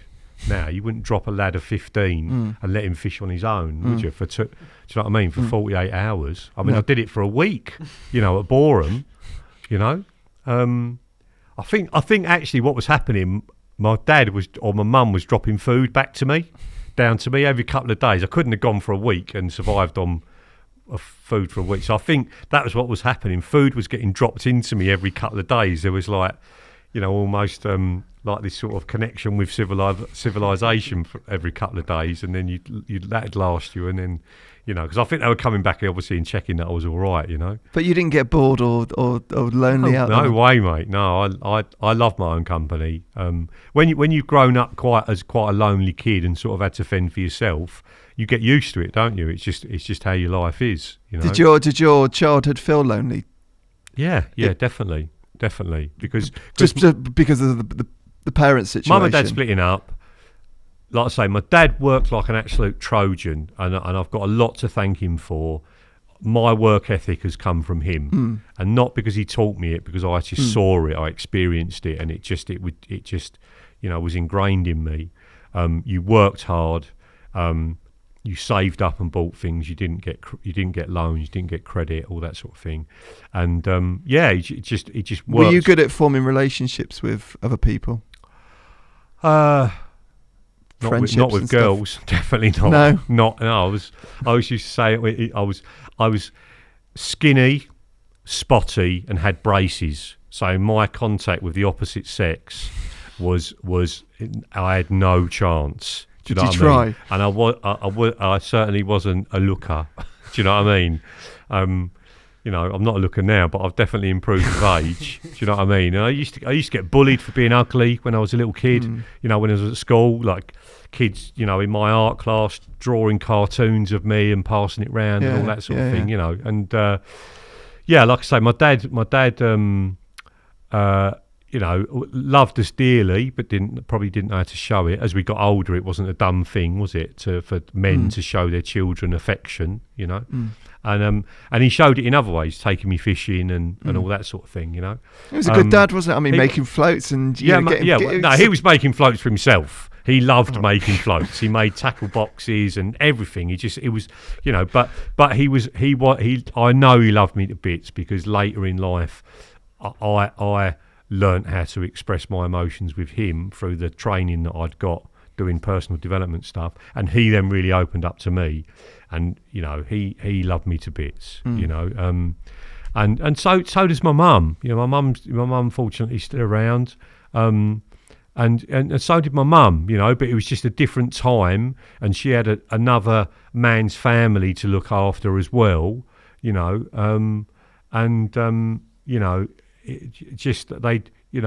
probably didn't realise that I was suffering because I felt alone. And I had no connection with my stepmum. She really didn't want to have us. She was forced into having us, and she took it out on us, being brutally honest. So,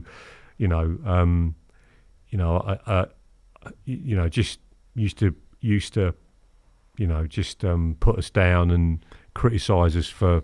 And you said earlier that your way of coping with that was to just be a good child, but your sister to be good, just to be good. Yeah, your sister quiet, went the other introvert. Yeah. Knuckle down and just get the job done and not draw any attention to myself, basically. So do you think at heart you're an introverted person? You don't seem like an introvert. No, I'm not. I'm not an introvert now, am I? Blimey. Can't say that really. No, I'm about the direct opposite of that, aren't I?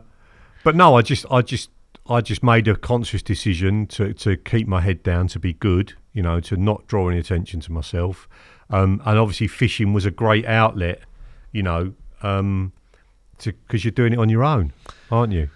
So. And is there a moment where you get to a certain age where you think, right now, I can let myself go a little bit and be myself more? No, I think I was always a very, very self-conscious kid. You know, being bullied and that. You know, when you are from a young age by numerous different people, some people from Romford, some people from Southend. Do you know what I mean? Schools. At school and other bigger kids or whatever. I'm sure loads of kids go through it, you know, get picked on, you know, but yeah, I was a sensitive soul. I still am a sensitive soul, and I took it to heart, definitely.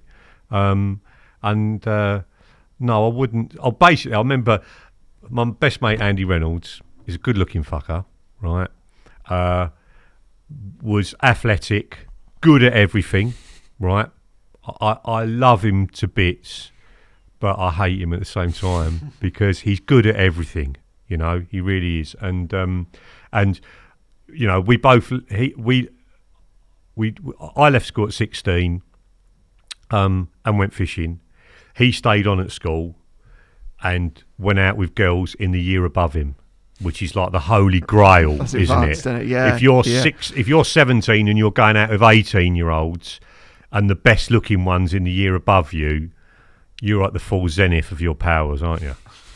One of my friends at school. And that's what happened, you know. But he's still your best. He's still your best friend now. Yeah, still my best. That's mate amazing, now. isn't it? He's my greatest confidant, supporter. And there's no amazing fishing guy. connection or anything. We both fished. We both fished. So at the time at school, he'd caught the biggest fish at school. 16 pound 12 ounce mirror, I believe. Do you know what the one is opposite South Weald Bottom Lake? There's a lake opposite it. No. I can't remember the name of it. I wish I knew this area more, Dan. Yeah. I can't remember the name of it. Full of lilies, but he caught a 16 pound 12 ounce mirror on a popped up boiled ham boilie. Popped up straight off the lead a foot. We used to microwave them to make them pop up. Yeah. And he caught that on that, and he caught the biggest one of anybody in school, certainly of our little group of mates. And we went off. He went off to A levels, chasing the girls or them chasing him. Got a car as early as possible. Passed his test first time at like 17. Whenever it was, 17 or 18? 17. Yeah. Passed his test first time at 17. Got a really nice car straight away, like a little Spitfire or something like that. He was just like the Don. Do you know what I mean? You know, and I just went fishing. You know. So how are things nowadays? And is there more of an even balance now? Well, I've overtaken him on the fishing front just little you bit. know. But he's a natural angler. Yeah, talented angler, natural at most things, you know, and we go fishing. We go to Gigantica once a year together with a group of us, a mates trip, and we don't really fish together. We maybe one or two other trips a year we manage to do together. He's joined Baston, one of the new embryo syndicates. He's joined that, and we've been there once together. But yeah, there's it's not just fishing. It's absolutely everything in our lives. Yeah. He knows everything about me, and I know everything about him. Things that nobody else knows or will ever know. So yeah, my dad always used to say, you only need one friend if he's Andy, or one best friend. You only need one best mate if it's Andy. So yeah, I'm getting quite emotional about it now. He's a lovely Well, it means man. a lot to you. Yeah. What about your experience with passing your driving test? That's a big deal for a carp angler. Yeah, for a carp angler. Yeah. So yeah, up to this point, I'd fished with Charlie at Leia. I got him into carp fishing. He was obviously got me into fishing. Took me fishing. Got him into fishing. Basically, what I used to do. Well, actually, no. Let's backtrack from that a bit because I used to go with him over Leia. Got him into carp fishing over at Leia. We used to drive up there together, queue up to get in because it was days only fishing, and fish Leia. I can't even remember. We were fishing with tiger nuts, I think, and we used to. He got an old pressure cooker, and we used to pressure cook the tiger nuts and go to Leia Saturday and Sunday. So again, I go down to see my mum every other weekend and just go fishing with Charlie all weekend and not really see my mum, you know. And did that he went there more and more and more. I think I'd caught. Did I catch an 18-pounder or something at Leia? I think. And then basically come to, I was still cycling to lakes in Essex, cycling to South Weald, Bottom Lake. And I passed my driving test on the first day of the season, June the 16th, 1989. So my birthday's in August, so I'd turned 18.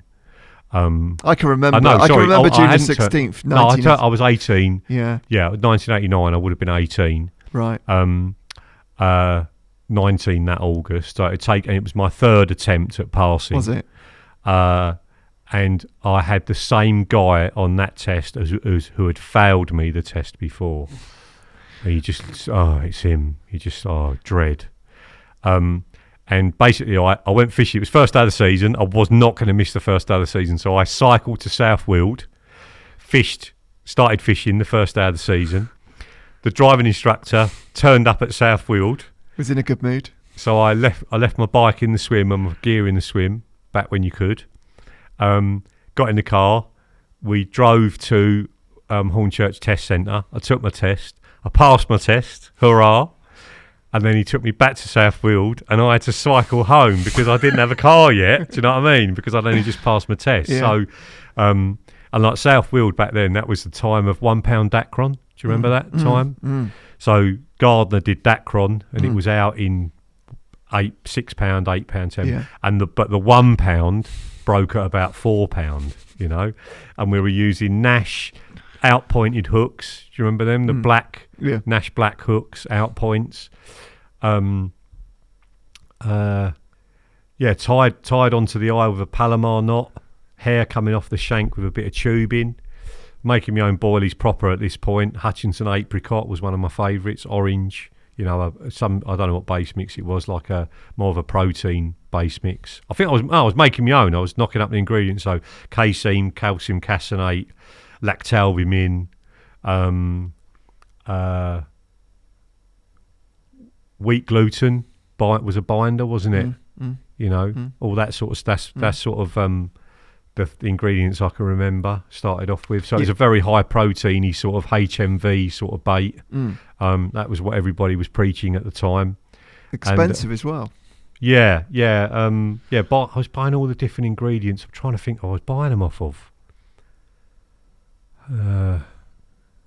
Bait 78 would it have been? Right, yeah. Was that one of them? Bait 78. I can't remember. Maybe it was them. I can't remember. But you mentioned tigers as well, Dan. Yeah. I mean, the tigers versus the boilies. I mean, were tigers more of a game changer for you? Tigers was when I started driving. Then I started fishing layer properly. Obviously on my own, and I start off with I was boilie fishing, I think, at Leia. I can't remember what came first. I think it was boilies came first. So because I was into making my own boilies, I was making, like I say, Hutchie apricot was a real one I remember. I was working for NatWest at the time in the Harold Wood branch, and Jeff Kemp's wife used to come in and do the banking in the Harold Wood branch, and I was working out the back, keying in all the entries that had come through the tills that day, and obviously I'd see Jeff Kemp baits and her paying checks in of people that had bought bait mail order off Jeff Kemp. He never came in himself. I never ever met him, but I had a proper crush on his missus as well. She's lovely, yeah. She used to come in and do the banking, and then I used to. I obviously made her aware. I think I started working on the tills or something, or inquiries, and said, I'm a carp fisherman, and she'd bring in flavours for me. Do you know what I mean? Yeah. And I started buying them as well, like mail order. But she'd bring in some, and there was like evaporated milk and ice cream was one of the really good flavours. Yeah. I don't know if it was evaporated milk was one flavour and ice cream was the other, and you blended the two. Andy, you'll remember this. Melon and passion fruit was a really, really good one. Blend together, melon and passion fruit. Green zing, pink zing. Do you remember those? Yeah. like fruity flavours. Mown grass he did was one. Do you remember that? Yeah, mown grass, which smelt exactly like mown grass. Never used that one. But yeah, I'm trying to think what else. And at the time, SBS was based in Romford. Yeah. That was probably who I was buying ingredients off of, actually. Yeah, SBS were kind of, but they were around. Specialist bait supplies. And they were in Gidea Park, just off the main road coming out of Romford up to Gallows Corner, just one of the turnings round there. I used to go around his house and buy it off of him. And started buying the flavours like bun spice, SBS bun spice. That was a wicked flavour, absolutely. I think that comes from down the road. Umbar in Billericay. Right. Yeah, I mentioned it on a previous show. I know the guy that's the family that owned that company. And they're still selling synthetic flavours now. Yeah. Do they still sell bun spice? Yes. Do they? He was talking to it. Get me some. Well, I'll speak to him. Mate, I might love to make some hook baits with bun spice. Yeah, Richard. Get me some. Yeah. You mentioned bum spice because he doesn't go fishing. Not bum spice. No, I said that. Not bum spice. I said that on next podcast. That's a completely different podcast, isn't it? Yeah. No, I'll speak to him. Bun spice. Bun spice. Yeah, that was a wicked. And I think he did a mix that had Robin Red in it. And I used to use that sort of going on a little bit. But back in the day, it was Hutchinson apricot. Andy Reynolds actually got in touch with Hutchie and wrote to him and asked for to be a field tester, and eventually got sent a vanilla flavour and a beef flavour that we used and caught a load of fish on. We used to fish together sort of back before I was driving. We used to fish together at another Elm Park lake called Doddinghurst, and what would have been my first ever double, I was not even on that lake, so I put my rods out and they had a bottom lake which had bigger carp in it, and I was on the bottom lake looking round, and Andy had 4 rods, 2 each, and I come back and he's got a 10 pound 4 ounce mirror. It was yours. And it was my fish. I was absolutely mortified. It didn't stop me walking off my rods. I was terrible for it. Do you know, my first ever double was exactly the same. Really? Yeah, we were fishing at Horseshoe and my friend was fishing. He was snag fishing. At the time we just didn't know, did we? We didn't know what. And he was fishing right on the edge of these snags, and I wasn't. And in the middle of the night he had a screaming run. I was out the bivvy. It was his rod. I was winding it in going, Dan, his friend, Dan, you've got one. Landed it, woke. I couldn't even wake him up. That was my first double. Right. Bit of an anticlimax, really, isn't it? Yeah, but at that Doddinghurst, basically, that was snag fishing. It was casting over. It's a tiny little thin lake, casting over to there was no clipping up or none of that, or walking your lines out, or even using the clip. You were just casting against the thing. And I remember, like incessantly red carp fever. Yeah, and in the original things of Carp Fever, the bolt rig had a swivel behind the swivel, or a ledger stop behind. So you had the hook link tied to a swivel, mono hook link, hair off the bend of the hook link tied to the swivel, then a bead, then a lead, then another bead, then either a ledger stop. One of them little that you put the cap in. You put the cap in, a little bit of tube that you'd slid on the line already and put the cap in. But we used to use swivels, so we used to tie another swivel on. So you had a swivel behind the swivel, like proper death rig, But we didn't know. We didn't have a clue. We thought we were really cool because we had another bead behind the first bead, so that the lead didn't jam up against the swivel at the back. And like 1 ounce leads, fishing over. With either like two chickpeas. Did you ever use chickpeas when you were young? Yeah. So two. But you could flavour them up and stuff. Yeah, we used to flavour them with strawberry. Yeah, I think it was like a Richworth strawberry flavour. Going. Right, it wasn't Specialist Tackle. It was Romford Angling Centre. That was the other one. That was when I moved to Romford. Round the corner was Romford Angling Centre, which was the mecca. I think there was a guy called John that used to run it. I think he was a match angler. Peter Jones worked in there as like a Saturday boy. That's where I first met Peter, who manages Tackle Box to this day. Still going and see him to this day. Still ugly as sin. Danny Turtle calls him Tusk because he's got 1 tooth missing. So love Jonesy, love him to bits. Tusk, yeah. Thank Turtle for that. But that was Turtle, wasn't it? Yeah, that was Turtle. God, yeah, he comes up with the best nicknames. Yeah, where was I? What was I? So we were talking about the baits, weren't we? Yeah, with Romford. Yeah, so chickpeas. Yeah. We were using strawberry chickpeas. So we'd put the strawberry in, boil the hell out of the flavour, which must boil all the flavour away, but they still smelt of something different. They didn't smell of strawberry, but they loved colour, didn't they, chickpeas? Yeah. Put red colour in them, they went red. 2 red strawberry chickpeas on the hair, banging. And we used to use, like, natural coloured ones with plum in or something. They were the 2 things. There was a really good plum flavour. I think it was SBS plum we used to put in them, and that was brilliant. And we didn't use tigers at the beginning. It was chickpeas we were using. When me and Charlie was driving us up there, we were using chickpeas up at Layer. Catapulting them out, so you must have only been fishing 20 yards. Brilliant bait. Brilliant bait. Still are massively now, underused. Yeah. And you can buy them dry, and they're 2p a tonne dry. You know, if you go to the I used to take it to France food with me. markets, 25 kilo sack of them on the roof of the car. Just a perfect size. They're like an 8mm boilie, aren't they? Yeah. You know, yeah, they are perfect size. A catapult, lovely. Spread out of the catapult, nice. You know, it's all coming back to me now. Used to love chickpeas. I used to this before the hair rig. Used to double, like, side hook 2 chickpeas and catch them on them, and then the hair rig came out, and you'd have 2 chickpeas on the hair.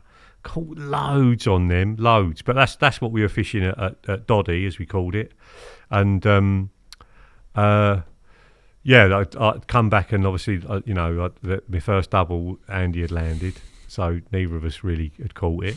And we caught loads of fish, 8-pounders, 9-pounders, mirrors up there. And I remember I used to go up there on my own, and I fell asleep. We used to fish it in the winter as well, like December. Cycle up there in December with all your winter gear on, moon boots on your bike, cycling up there. And cycle up there in December. I remember falling asleep and waking up, and one of the rods had been pulled in. You snag fishing, like you just, it was all, I must have been locked up solid or something. Still no buzzers, I don't think. Like now we were using like conical. Yeah, that's right. We had line clips taped to our rods, and we'd have 2 bobbins. I don't know why we did this. Right. So you had an up and down bobbin, which might have been an original Gardner one. You know, when they did the monkey climbers, might have been a Gardner monkey climber. And then it lined really tight in the clip. And because you were worried about dropbacks, which wouldn't register, we used to have like a circular bit of white plastic at the front. So if you got a drop back, that would drop down, you know. So you're 2 bobbins on. It's just insane, you know. But we never thought to put the line clip behind the bobbin by the reel, do you know what I mean, has happened in the end. But yeah, I no buzzers, just woke up to no rod, and I remember stripping off stark naked in December and jumping in to get this rod. Was it floating around? No, it was gone. Oh, right. Absolutely gone. What, you were going to swim around and just... No, I just jumped in, and I remember pushing myself underwater. Bearing in mind, I'm a really good swimmer anyway, right? I'm 14, 15. Pushing myself down to the bottom and feeling around with my feet, trying to find it. And eventually I got the rod, and I flicked it up and managed to grab hold of it, because you flick it up with your feet and then you reach down in. How far was the rod away then?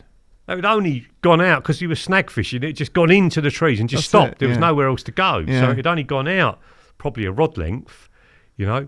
But then like coming out and like having like no towel or nothing with me and like drying myself on my clothes and then having to put those clothes on. Do you know what I mean? Soaking wet, carrying on, putting the rod back out. Do you know what I mean? Pulling for a break because it was snagged up in the trees, rigging it all back up, carrying on, like, you know, just insane. Didn't know, did we? Didn't have a clue, mate. I remember my friend, the same friend actually, probably a few months later, fishing the same snags on the other side, where it actually the Carp Society building is now. And he was getting loads and loads of bites off this gravel bite. He wasn't even fishing close to it, but the fish were just going straight into the snags. And I remember as the session went on, he was going to, you know, locking up tight. By the end of the session, he was going mental because he had his rods bungee strapped to the ground. It's like it's just so extreme back then. But you do what you have to do to overcome, because there isn't one, you can't afford it. and two, there isn't the kit out there to go and buy, you know, and that I think that spawned a lot of good problem solvers, because you had to solve that problem, because there wasn't, you know. I mean, getting back to Leia, that's what I passed my test, and like Leia was the place that I went, you know, and I think the time at Leia shaped, or Lair, as they say when they're from around there, Lair, right. Bucket rather than a bucket, tubing rather than tubing. That's what how they talk around there, isn't it? We're basically going up to Leia. I'd go to my mum's again at the weekend, only to make boilies. Wasn't really going to see my mum, sorry mum, but you know, I'll make boilies. I'd do natural coloured boilies, which is a great colour, I think. No colouring in them at all. That sort of off-white, creamy colour is a great colour. And then throw powdered colouring, proper boilie colourings now, on it, and then roll it so they had spirals in them. I used to do that with remember it was a raspberry flavour, like a cream and a raspberry together. And then my raspberry yellow, like that, basically, like a raspberry ripple. And then an orange bait with Hutchie apricot. Hutchie apricot was like such an amazing flavour.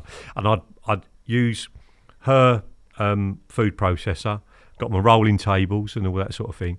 And it'd take me all night to make, and I mean all night. I mean, I'd start making boilies at like 7 o'clock, and I'd make boilies until like 4 o'clock the next morning continuously, and I'd end up with 2 little bags of them. I know, it's crazy. Like a 6-egg mix. Honestly, it's nuts. Six-egg mix each. Yeah. You know, I mean, to begin with, we were hand rolling them until it was a 6 ounce mix or a 10 ounce, and the rolling tables were tiny, weren't they? Yeah, I mean, when I was first rolling bays, I was rolling them by hand. Yeah, like I say, nothing. You roll them by hand, you know, and to start off with. And then the Gardener tables came out, which was a revelation. And then you had to roll this. I shaved a little bit off of the thing that made the sausage. You know, there was a flat table that made the sausage, because the boilie mix expanded a little bit. I used to shave a bit off of that with sandpaper and make them ever so slightly smaller, so when you rolled them they expanded to the right size, so you got perfect round boilies. And any one that had a little hole in it, back in the mix, do it again. So I had 2 little bags of like perfect round boilies, like, you know, and I used to fish with them for the whole weekend. These 2 little bags, and basically, because it was days only, you'd go there for the day, and basically reverse out of the car park at night, and just sleep in the road. So dangerous, do you know what I mean? And you could I don't know how there weren't smashes down there, and then because you'd be first in the queue then, or second in the queue, because loads of people were doing it, and then you'd pull back in the day, and I met Zen doing that. He used to go down there with Rail, or the Razzler as they call him, and he had an old Merc, and he used to do that, like, just that was his ploy, reverse back out again so he could get back in the swim that he wanted. He was a very innovative angler, wasn't he? Yes, absolutely. Yeah, Zen was like just another level. Yeah. You know, I was quite a bit older then. I was probably 18 or 19. I passed my test when I was 18, so I must have been 19-ish, something like that. And it was helicopter rigs, ESP tubing. Do you remember that? Yeah. ESP black tubing. I remember him being so associated with all that stuff. Yeah, it was associated with helicopter rigs. I don't know if he thought of it or what. He might have done. I don't know. Do you remember in one of Malin's books as well, Zen Bochko's name was mentioned with those rigs, wasn't it? Yeah. I mean, he's not a big guy, but he was an amazing caster. Long-range casting, big leads, homemade leads, 4-ounce leads. Like, we were all using 2 1/4. 2 1/4-ounce leads, you would have liked the boy. You was using big leads if you're using 2 1/4. And I remember by that point, I'd moved on to carbon carp rods, and I'm trying to think what they were. Like Northwestern or something. I don't know if they were Northwesterns. Sportex or might have been Sportexes. They were just the nuts, weren't they? Those rods there. They were. Tricast were the one. If you had, I had ultralights. You had 2 3/4 tricast. You were the dude. Like, they were like proper broomsticks. Like, look at that geezer, the rod's hardly bending, you know. And like before I had the. Have we got any tackle setups, pictures? I haven't got any. No, I've got nothing. I've got nothing from. Like I say, basically, I had all these pictures have disappeared. They might be here somewhere up in the up in the warehouse, like stuck up on a, you know how high it goes in there and how many pallets there are in there. It might be in there, but it was back in then. It was single sticks, and I used to go fishing with, Tom Wager. Used to go fishing with his dad, yeah. And I don't even know if I was driving then. That's a bit more up to date, isn't it? Yeah, it's a bit more. That's early 90s, isn't it? That's Stevie Neville. That's like well. Tell you what, they would go for good money now. Those indicators, Dan. They would, mate. Yeah, did he make many of those? The old swingers.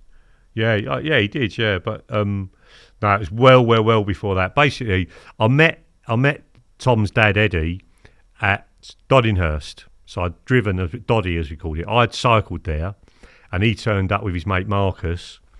And they were fishing on Doddy as well. And then at the end of the day, he said, "Oh, where do you live?" And I said, "Oh, Collie Road." He said, "Oh, we'll drop you home."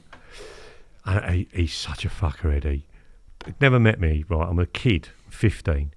Put on my bike and everything in the back of his truck because he's a roofer, so he's got a little nasty Nissan cab stars. Right, we're going to nickel your gear. I'm like, no, don't nickel my gear. No, we're not, mate. Don't be silly. We're not. No, we're going to nick it like that. He's wound me up for ages. And then I'm sitting between him in the cab star, do you know what I mean, in the front. We're going to beat you up on the way home. He proper, put me through the mill. But ended up being mates. Me and Eddie we were just talking about him today, actually. I was talking to Tom about his dad today. Steady Eddie. Yeah, Strongest person I've ever met, I think. Oh, he's ridiculous, yeah. He's just getting into long-range casting a bit more, Tom. Is he? Now. Yeah. He'll be able to do that. Will he? Yeah. Just naturally strong, never trained in his life, just fix set, roofer, steady Eddie Wager. So layer pits, was it? Yeah, I used to go layer with Eddie, and I don't know if it was when I was with him or just before him, but it was around the Zenon time. Before I had carbon rods, I had fiberglass fly rods whipped up as carp rods. This was from this tackle shop in Lee High Street. And they were so soft, they used to bow between the rod rests. So I had Cardinal 155s, which we drove to Watford or something to get, me and my dad. Cardinal 155s, and I used to set them up in the back garden. Did you used to do that? Yeah. Set your rods up in the back garden. Just look at them. No, I get someone to run around the garden. Andy used to come around. We used to fake bites and then be playing each other. Yes. And these rods, literally, you could touch the tip of the rod. That's how soft they were. And I used to strike so hard. They used to call me the headhunter because I used to strike so hard. And that was the Zenon time. But then I moved on. I can't even really... That must have been the chickpea era. Because you're only catapulting out. You could fish them rods. So as hard as... When I used to whack it, the tip of the rod used to go into the water and hit the water and then come back up because they were so soft. And it sort of went on from there. I progressed on to these carbon carp rods. Tony Fordham's. Right. Tony Fordham's? Right. Yeah? Yeah. Do you remember that? Yeah. Can't remember what the blank was. Tony Fordham carp rods. They were like my first. And they were like, might have been 11 foot, like 2 pound test curves or something. I was the boy. I had Tony Fordham's and 155s, man. I was like the dude. And then you'd see your Damien Clarks of this world with Cardinal 55s and tri-cast 2 3/4. He was the same back then, was he? Oh, he's ridiculous. Did you meet on layer pits? No, I didn't meet him. I worshipped him on layer pits from afar. He was Damien Clark. Do you know what I mean? They fished up the Garrison. Some things never change, do they? No, some things never change. No, they don't. No, I mean, yeah, he was the enigma, Damien Clark. This was. I'm guessing this would have been close. We probably hadn't caught the snake pit common. I think they were fishing the Garrison at that point, which was like mega hard. That was Darren Pye. But they come down to layer for a bit of fun. And that's when I first saw the enigma that is Damien Clark. But yeah, that really shaped my fishing layer. And I would say to any budding carp anglers now that want to get really good, don't fish runs waters. Go on somewhere hard. That's if I had my time again, and I don't regret anything. Why would you say? Because if you go on a difficult lake, like Tom went on Walthamstow 2 and 3, if you go on a difficult lake, you get good quicker and you become good at big fish fishing. And I've found it very difficult over the years to step away from the big hit mentality, getting loads of bites. And the lakes I've chosen, that we won't get time to talk about today, have always had big heads of fishing, because that suited me. I couldn't handle that. No. When you bites. say low stock, I mean, I would have loved to have fished Raisbury, but I never thought I had the background, the skills, the experience to go and do that. But I would have loved to have fished Raisbury. You went to St Ives. Yeah, but that was a fair bit after layer. But just to talk about the layer sort of situation, okay. So people, this was before spods, all that sort of thing. It's throwing sticking or catapults. That's it. And the throwing sticks, obviously, the Korda wasn't a twinkle in my eye at that point, And we're catapulting tigers. That's what it became over there. The Tiger Revolution was just like, it turned it into from 1 or 2 bites in a day on chickpeas to 10 bites in a day if you were doing well, And that was like single bank sticks. And when I used to go with Eddie, basically Eddie had a rucksack on. We had camping rucksacks, no carp fishing ones at that point. I certainly couldn't afford them. Camping rucksacks we bought in Brentwood somewhere. And Eddie used to have his gardener pod on the back of his rucksack, made up with the bobbins on, buzzers, everything. And he used to get in the swim and just go like that, and he was down. He'd get the rods out, and he was done.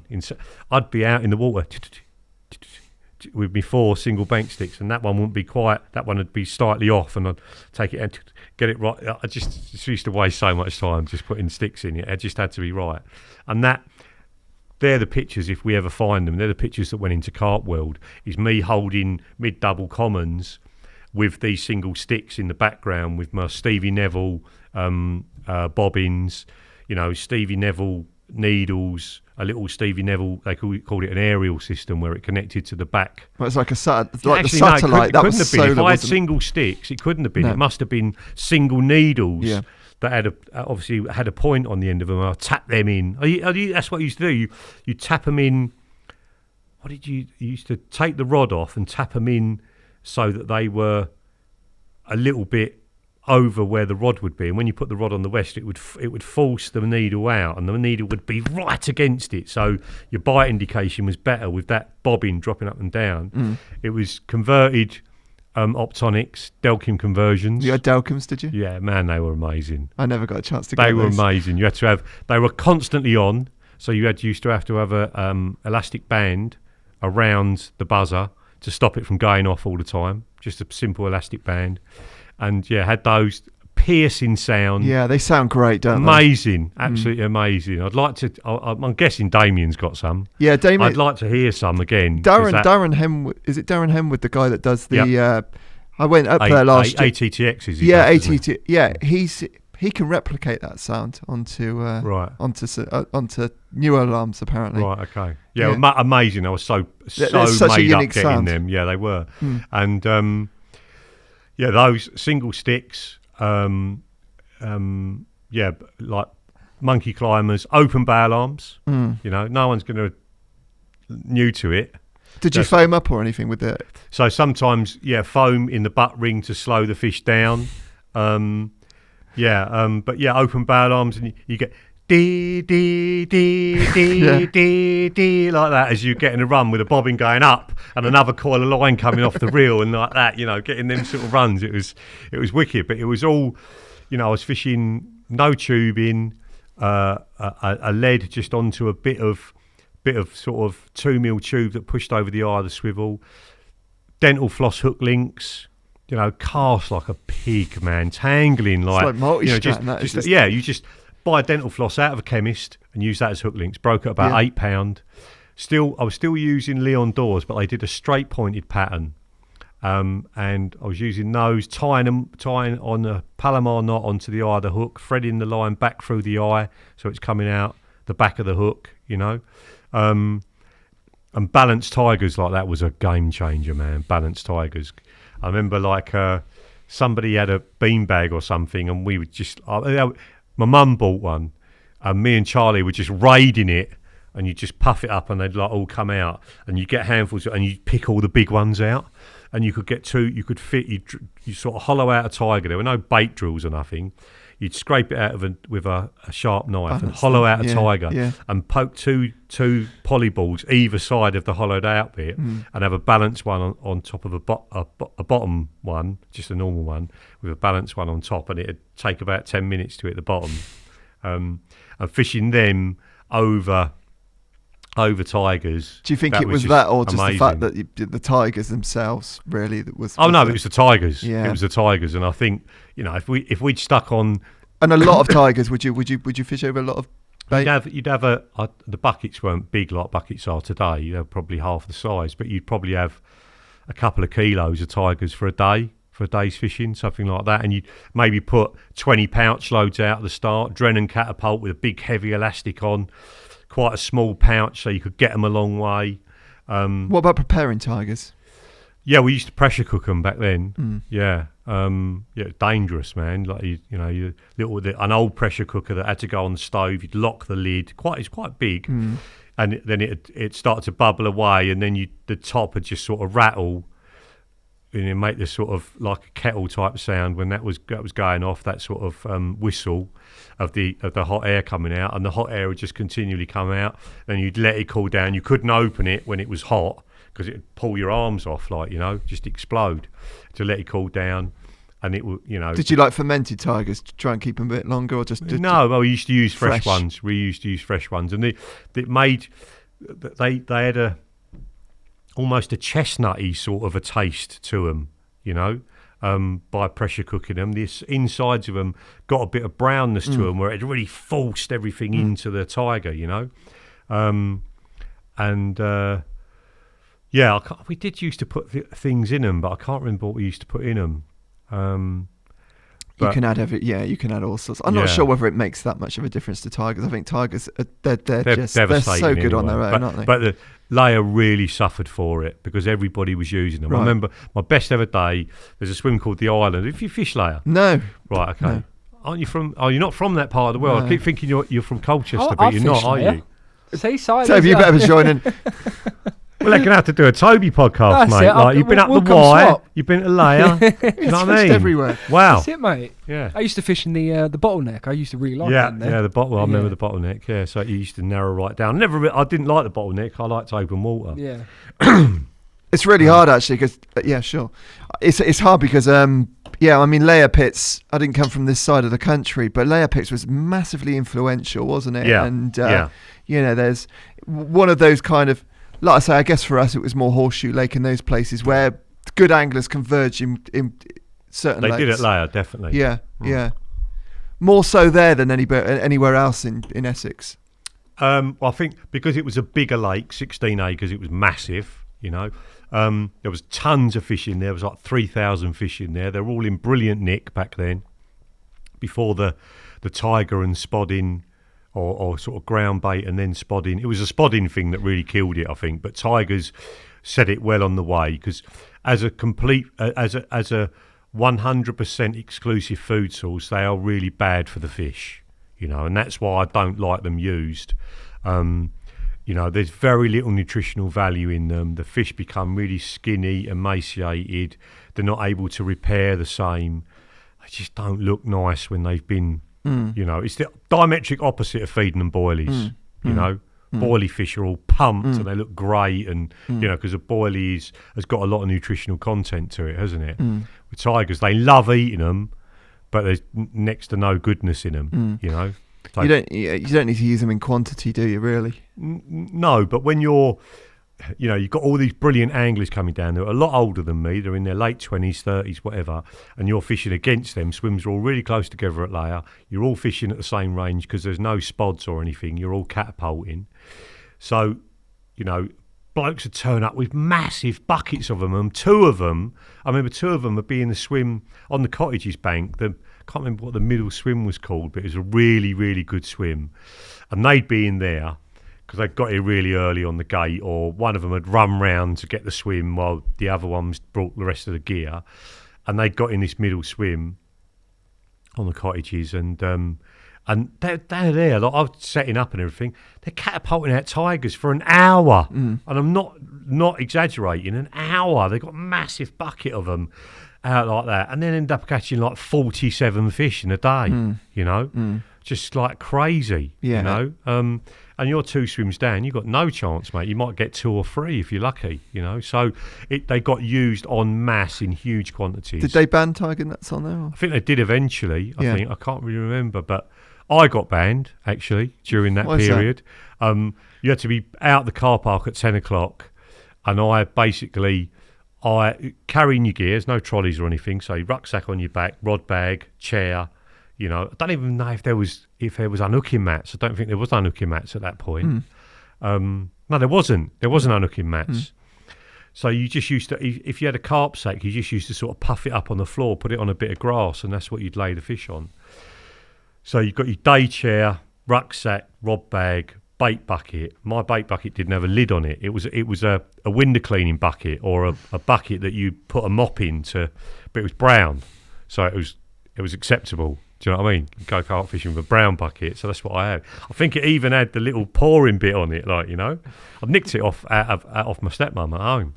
And I tripped over on the way back to the car, and all the tigers fell out the bucket. And this was Saturday, and I was going to do Sunday.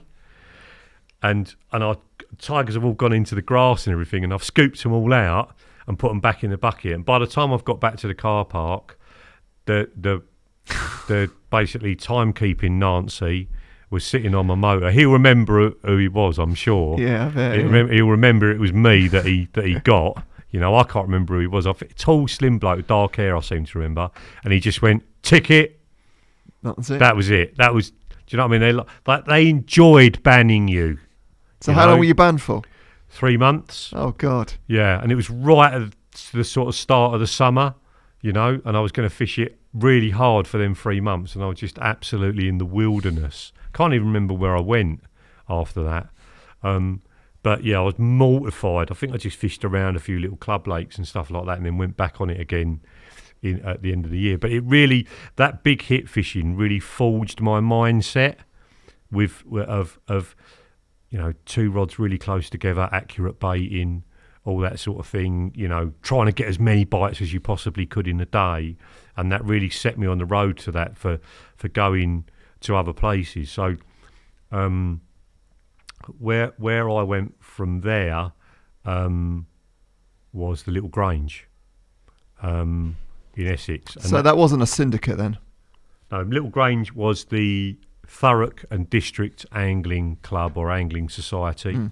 I think I went on the... That's right. I don't know how. I met a guy called Dave Waker, Nashy Dave they used to call him. Can't remember where I met him. But I met him fishing somewhere, I think. Or did I... I think I might have met him in Specialist Tackle. But a bit older than me, about 10 years older. Incredible carp angler. Very secretive, you know. But he said, "Oh, you want to get in the Little Grange? Little Grange is a wicked lake, you know." And he gave me the details of where to write to, and I applied for membership, and I think I got in like that year or the next year. I don't think I waited that long to get in. And I remember I went down there. I think we had a draw for the start of the season.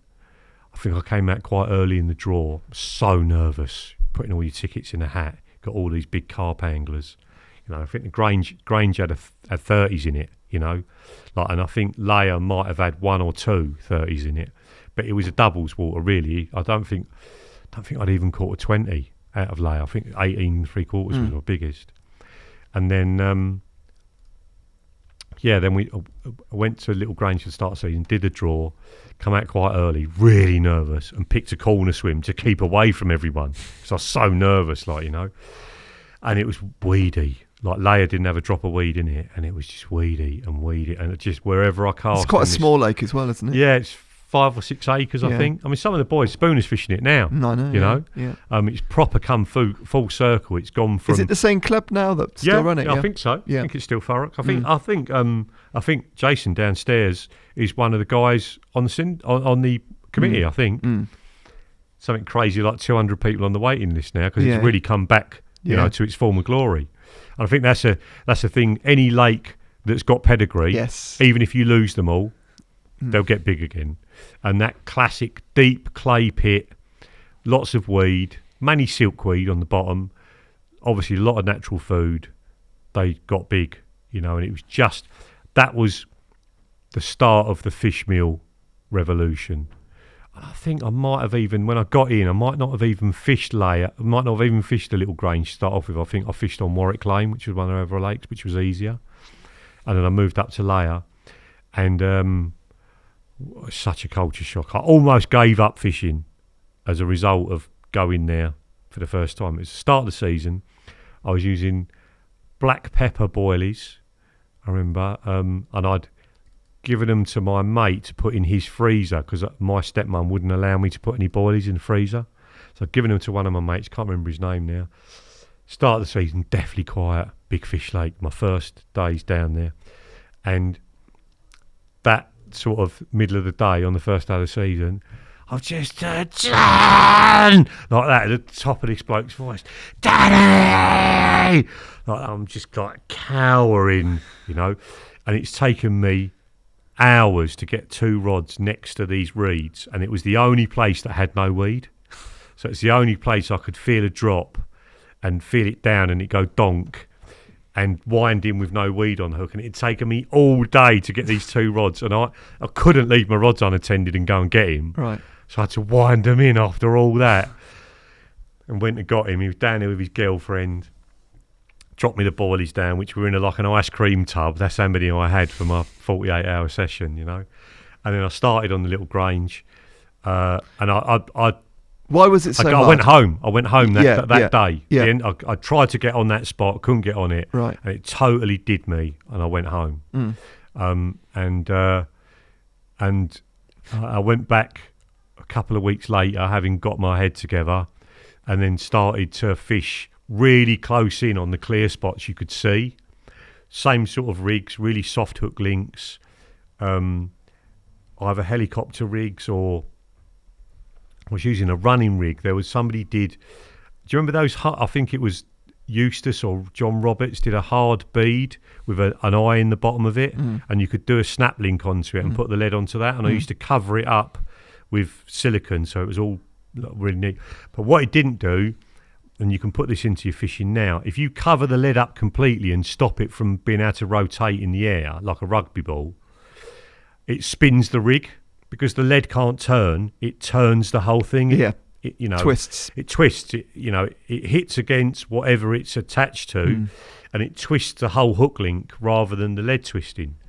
And I was just getting tangled after casting it out. It just back up the thing. You know, just an absolute nightmare. I think I went over to inlines in the end. I was fishing inlines like really close in on these hard spots. And I started to catch them. You know, Dave was fishing over there. I remember he caught the biggest one in the lake, which ended up being the big one that eventually went 50 pound. It was the lake's first 40 and then eventually became 50. And he caught that while I was with him. Why was it so difficult compared to layer? Just more spotty? Nowhere near the fish. Nowhere near as many fish, sorry. And nowhere near as many fish. Layer had 2,000 or 3,000 in 16 acres. Right. And this probably had a couple of hundred. Well, you said 5 acres. So you said before, if you were fishing somewhere like Little Grange to start off with, you would have become a better angler quicker fishing somewhere like 100%. Yeah, if I hadn't gone to layer, if I'd gone straight to Little Grange, I think I would have grown up more like that and not had that hankering the whole time for loads of bites, you know. But Little Grange wasn't loads of bites. I remember I used to, when I was fishing there regular, and I think we've got a couple of pictures of Little Grange fish. There you go. That's like a 19 or 20 pounder. It was like 3 in a night, which was just like hero stuff down there, you know. And I basically, that was when I was working for NatWest, got the old round glasses on, the John Lennon, nice long hair. Well done. Yeah. That's got to be early 90s, I would imagine. So you've got a mat there, Nan. You've got an unhooking mat there. Yeah. That looks like a lilo, doesn't it? That would have been a bespoke made one by somebody I Romart started making mats around that time, didn't that were the inflatable jobs, weren't they? No, yeah. I can't remember who it was that made that mat, but somebody locally made unhooking mats, and we all got one of those. They're really good. Yeah. But yeah, basically when I was working for NatWest, and I would do every night of the week until I caught one. So I basically, if I didn't catch one Monday, Tuesday, Wednesday, I'd fish Thursday night. If I'd caught by Wednesday, sometimes I'd have Thursday off. But I used to do every night after work. So I'd drive to the lake in my suit, get changed at the lake. Looking at another one there. I don't know if that one is from Warwick Lane or from the Little Grange. I thought I had a picture of my first 20. And I thought that might have been it, but it's not a nice enough quality fish to be out of. Did they have different strains in Little Grange? Were they Little quite Grange commons were mega. I wish we had some. They're the big ones now, them. aren't they? The commons are the bigger ones. So there are some £40 commons in there now, Yeah. which were probably ones I caught at 20. Yeah. But yeah, my first ever 20 was from the Little Grange. I was 21, so it was 91. I was 15 when I caught my first double. And it took me 6 years You had to do a lot of fishing. going constantly to catch my first 20. Yeah, I mean, that's fishing every weekend. So you think Andy is out shagging birds that are older than him, that are fit as you like, constantly. And I fished, one of the places I fished was Thorndon Park, and that had 20s in it. And I remember I caught an 18 pound 12. No, I caught a 19 pound 12 ounce mirror, it's back on that. That's back on Little Grange. But yeah, I haven't got any pictures. These are the pictures that would have been in these albums or in these packs of photos. But I caught an 18 pound 12 ounce common, and that evening I caught a 19 pound 12 ounce mirror, and I got Andy to come and take the pictures of me. We left it in the sack all night. The park was shut. I shouldn't have been there. I was parked outside the gate. I stayed until I caught this fish because I was shitting myself because it was pitch black and I was scared of the dark. But I caught this 19 pounder. I remember looking behind me the whole time thinking something's going to get me as I'm playing it. Kept it in the sack all night on its own. So I've gone home, left it there in the sack, gone to Andy's house, knocked on the door 11 o'clock at night. He's come to the door with a flick knife. Right, honest. Comes to the door with a flick knife. He's working now in the markets in the city. And we've had to go there at first light, 5 o'clock in the morning, because he's got to leave for work at 6 to go at 5 o'clock in the morning to do the pictures, which never came out. Right, and that Monday night, he went, I wouldn't mind to go on there. That Monday night, we fished together in the same swim, and he caught a 21 pounder. Right, so it's taken me 5 years of every weekend to beat him. One day, he's in front of me again. This is my best mate in the whole world that I love more than life itself. Would you not rather have just gone through that though and just caught a lot of fish before you? No, I would have shagged all them girls that he shagged. Come on. That might not have been an option though. It wasn't an option. No. Like I say, I fell out the ugly tree and hit a few branches on the way down. Do you know what I mean? He was dashingly handsome and tall and athletic and drove a Astra GTE. I had a Talbot Horizon 1300. Is it changed now? With this going on, do you know what I mean? Well, we both got married. Do you know what I mean? My missus is an absolute diamond. I wouldn't swap her for all the 18-year-old Dion Barnes or whatever her name was that in the world. But is he still working in the city or? No, he runs Fatfish Tackle. He owns Fatfish Tackle. Okay. Oh right.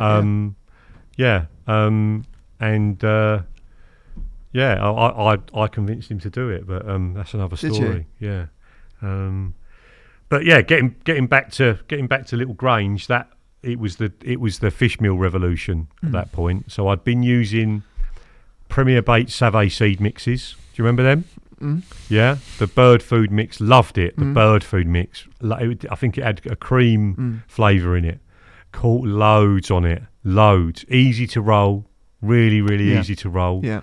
What did you use with it? You didn't have to put any flavour in it. No, they were already flavoured, weren't they? They had a powdered flavour in them, and mega. I remember I must have fished Warwick Lane before before I fished the Grange, because I fished it on Warwick and caught fish over £20. Fished at Faundon Park. That was with peanuts and tigers on Faundon Park, and caught my first £20 mirror there. And then moved on to the Grange, and like I say, I was using these. I don't know why. Maybe I'm getting mixed up with the time, because I definitely was using not garlic, black pepper oil, essential oil, boilies. I think it was Nutrabaits, black pepper essential oil, boilies with a HMV mix when I started on Little Grange, and then I must have fished Warwick Lane after, because that's when I got into the Savay seed mixes. That was Premier, wasn't it? Was it Savay seed mixes from Premier? I'm not sure if it was Premier Savay seed mix. I'm not sure, Dan. I'm not sure that was Premier. But whoever, I'm so sure someone's screaming at their phone or at the thing now of who it was. Google it. Let's have a look. Google it, Tobe. Savay seed mixes. I'm sure the company will come straight up. But that sounds like a Martin Locke's. No, it wasn't. It wasn't a solar bait. Savay seed mix might have been a solar bait, and I'm getting it wrong. I think it was a Premier seed bait. Yeah, I think Savay seed mix was Lockheed's, wasn't it? It was Lockheed. Yeah, maybe I'm thinking of it because it's such a catchy name. Because Lockheed's a master of catchy names, isn't he? Yeah, he did. Absolutely.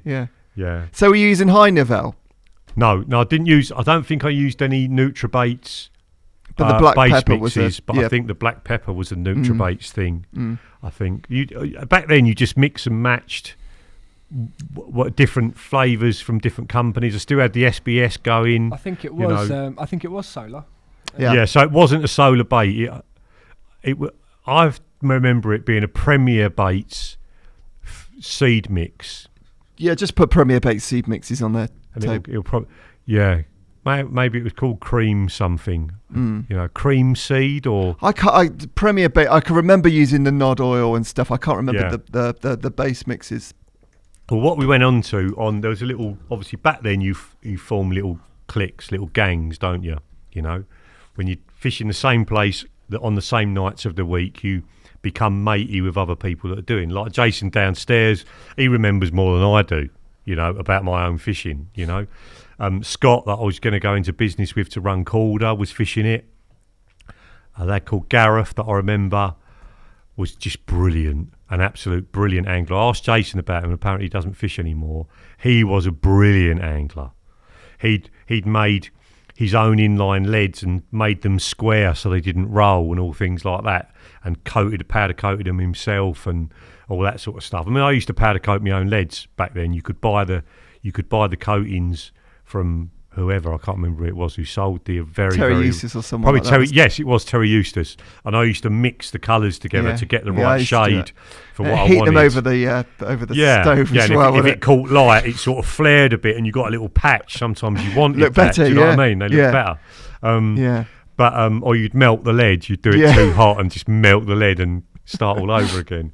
But yeah, like. It was Premier Baits spiced fish mix with fish feed inducing oil. That's right, fish feed inducing oil, which was the heavy one. You know, Nod oil was cod liver oil, wasn't it? I think so.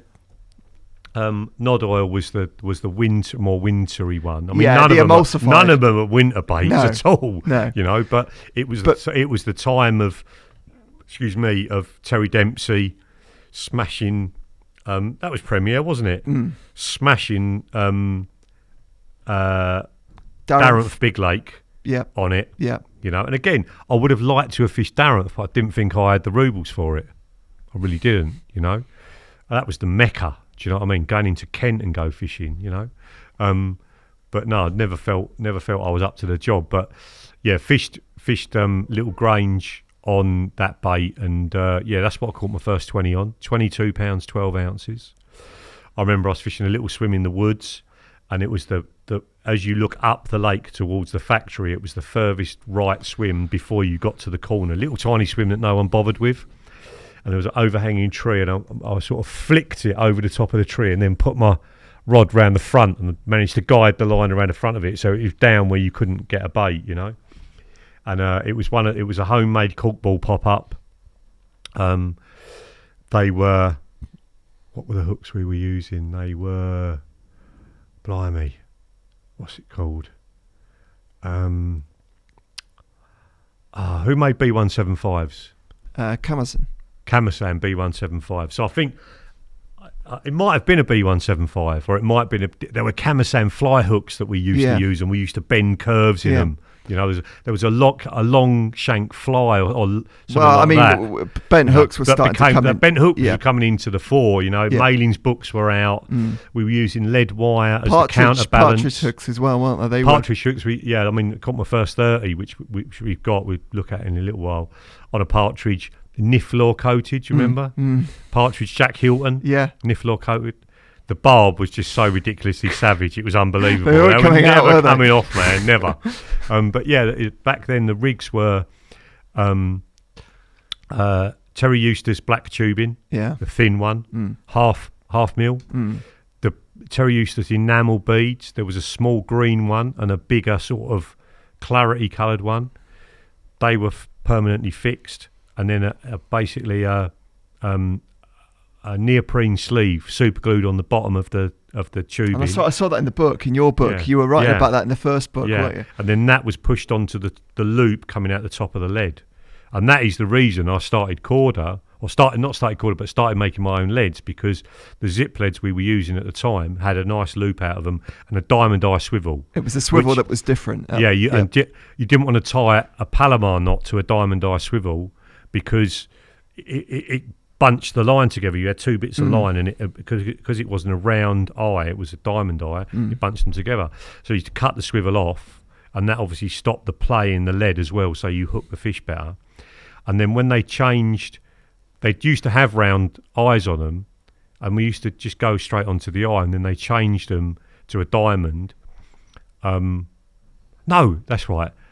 They had diamond eyes on them. We cut the diamond eyes off, and then they changed the loop to this horrible big sort of crossover bit of wire that was massive, that came off the top of the lead, that was ugly, you know. And that was what got me to buy my own moulds at the Dunstable Carp show and start making 2 and 3 ounce leads. And but that was the rig. It was helicopter rigs all the way.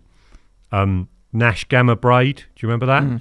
Really loosely woven. Loved that stuff. Absolutely loved it.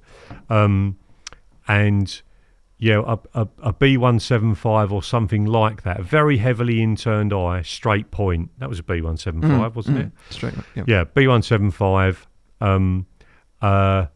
The bait on a Drennan rig ring. They were out then. There was no stops for the thing. I think we used a bit of tubing or something on the hook to stop it from moving up. The hook bait tied on with proper dental floss that you went into the chemist. That was always a bit of a lottery as well, wasn't it? You went into chemist, couldn't buy waxed or scented. You had to buy unwaxed, had to be unwaxed, plain, like Oral B was the one, Oral B in a white packet, and a search everywhere, going to chemist after chemist after chemist, trying to find Oral B unwaxed, and eventually you would find it. I just always found tying baits on a pain in the arse anyway, didn't you? Yeah, getting them right in the centre, but no, I all the intricacies of it, I loved all that. All the technical side of it, I loved all that, and I used to fish in the woods a lot. The easterly used to blow into the woods, so it wasn't the best wind. But there was a swim in the middle of the woods that I used to catch a lot of fish from, and there was a spot out there. Obviously, I was feeling the lead down from when I was like 14. Well, yeah. And that was basically because we wanted all the rig outstretched. We didn't want it all to land in a heap, so we were catching it before it hit the water and feeling the lead at the bottom, not to feel what it was landing on, because there's no weed in any of the lakes you're fishing because they're muddy puddles. But you wanted it all out straight. So I just learnt that art at the age of 14, and you just kept it in your fishing like the whole way. What about clipping up as well? When did you start doing that? Do you remember in the old books as well, where you were using insulation tape and stuff like that? And all we had to do was put our line round a clip. Yeah, no, I used to use bike inner tubes. So it cut it down into a strip, so it went on really tight. Yeah. And then put that on the spool, so it'd go ding against that, and then you take that off. You know, but you had to walk your rods out to a couple of marks that you'd made, so you knew what you'd get it to the where you wanted it to be, and then you'd walk it out, put a stick in the ground or something, walk it out, and then put the bicycle inner tube over the top of your spool, and then wind it back on, and then it'd go that distance every time. When did you start doing that? Probably when I was about 15. Did you see other people doing that? I think people were taping their spools up or something, or putting elastic bands on their spools, and then we just thought inner tubes on. When you're on a racing bike cycling to fishing, you get tons of punches, and inner tubes are absolutely at it. So you ends up with loads of inner tubes, and we just cut them up and put them onto the spool to stop the line coming off at the right point. So I was fishing the woods bank a lot on the little Grange. I really like the woods, and there was a swim out in front of there. I can't remember what the name of the swim was. I should have asked Spooner really, but sort of in the middle of the woods bank there was a swim, and there was a nice clear area, really weedy, silkweed everywhere, but there was a nice clear area out there. I remember I was so keen. Every morning I used to pack all my gear away. So you roll in your sleeping bag. You couldn't do the bed chair up with a sleeping bag in it. So you roll the sleeping bag up as an army one, went into the little stuff sack. But I didn't realise stuff sack meant stuff it in. I used to roll it up like super tight to get it back in there. Pack my bivvy away, everything, and just sit there. Bed chair done up like a chair, and just sit there like that. And then I'd have people in the swim like, "When you off, mate?" I'm like, "I'm not." And they're like, "What?" I said, "No, I'm staying." And I'm like, "All right." And I used to pack all my gear away every single day so I could move at a moment's notice, and then each evening set it all back up again. I just had so much energy for fishing. I caught loads of really nice fish. Actually, that common that you had a little while ago, Tobe, that sort of night shot, the little Grange 25 common, that was off of that spot, I think right at the beginning of the season. That one, yeah. And were you? So we got a common up on the screen now. Mid 20 common. But I mean, it was a hard lake. Like I say, I used to fish 4 nights a week to try and get one bite. And was the pattern of your fishing fairly similar? Were you pretty much doing the same stuff with the fish meals? Style wise, yeah. So we're fishing Premier baits, the spice fish. Can't remember how many of us were using it, but yeah, that was a real game changer. That I caught a few up to that point, but that really, using a lot more bait. I loved that time. Absolutely loved it. It was a great time for it. Do you think the fish meals, was it just the fact that stuff was going in such big quantities as well? It's a brilliant bait. It's a brilliant bait, mate. It was easy to roll as well. Really easy to roll. Lovely dark red colour. I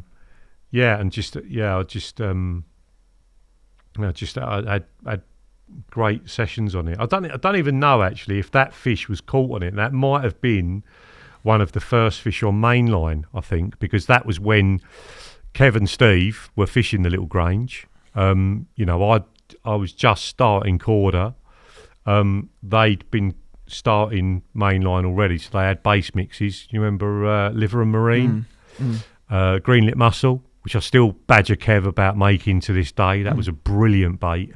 That was always it's always been a great additive, hasn't it? It has, yeah. But that base mix I did particularly well on that, but that's for another time. But but it was something that they just hadn't seen it, had they? They just using that much oil in bait as well. And I must have been I must have been using some mainline bait before I used the Grange, right? Because Opal, did that come out before Grange? Sensual Opal? Yeah, I was using Opal. Like I say, Greenlit Mussel, we did really well on. And then they bought the machines and they got it. We got told it was so shrouded in mystery mainline that it was a gobstopper machine that they bought from Germany or something, a sweet making machine, and that's what did it, and it made so many tons of boilies every day, and that's the first time you could buy ready-made boilies in that sort of quantity for the right money. Of course, we're buying them straight off of them because they're just starting, and it was Kenny Dorset, was like one of the you know, he still is like one of the best anglers around. Kieran, who now I think he's chairman or something now of the club, right. And Tony the Bosnian, Tony No Socks. There was loads of proper characters. Do you know what I mean? Were you catching through the winter on that bait as well, Dan? Didn't really tried fishing in the winter, but didn't really up to sort of November time. Yeah, we were, you know, but it basically the original Grange made bad anglers good. It was that good, you know. People that were on 2 fish a season were suddenly on 20 fish a season, you know. And no disrespect to these guys, but they were out of their depth, you know, and it literally turned it on its head for people. And I can remember there was a guy that was really good mates with Kev. I think he died in a motorbike accident, actually. And he was an amazing angler, and he absolutely rinsed it on the Grange. And basically we were going down there in the close season, because you're close season back then, and just baiting up with tons and tons of boilie. And I didn't really get a chance to fish it as much as the others, and people like Kenny Dorset were reaping the rewards of it. We were baiting up for them. You know, we didn't know because we were young. We felt so privileged that we were in this little clique of people that it was going in every night, 10 kilos a night. There was no secrecy between people then. Everybody was pretty much using the same bait. Well, yeah, there was secrecy because they weren't telling us how they were catching them or what spot they were catching them off, you know, but we were all using the same bait, you know, and Kenny was mowing it down because he's a brilliant angler.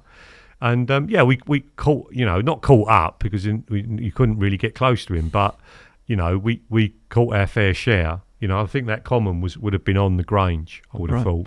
But, yeah, I just took that everywhere, and it was just an absolutely awesome bait.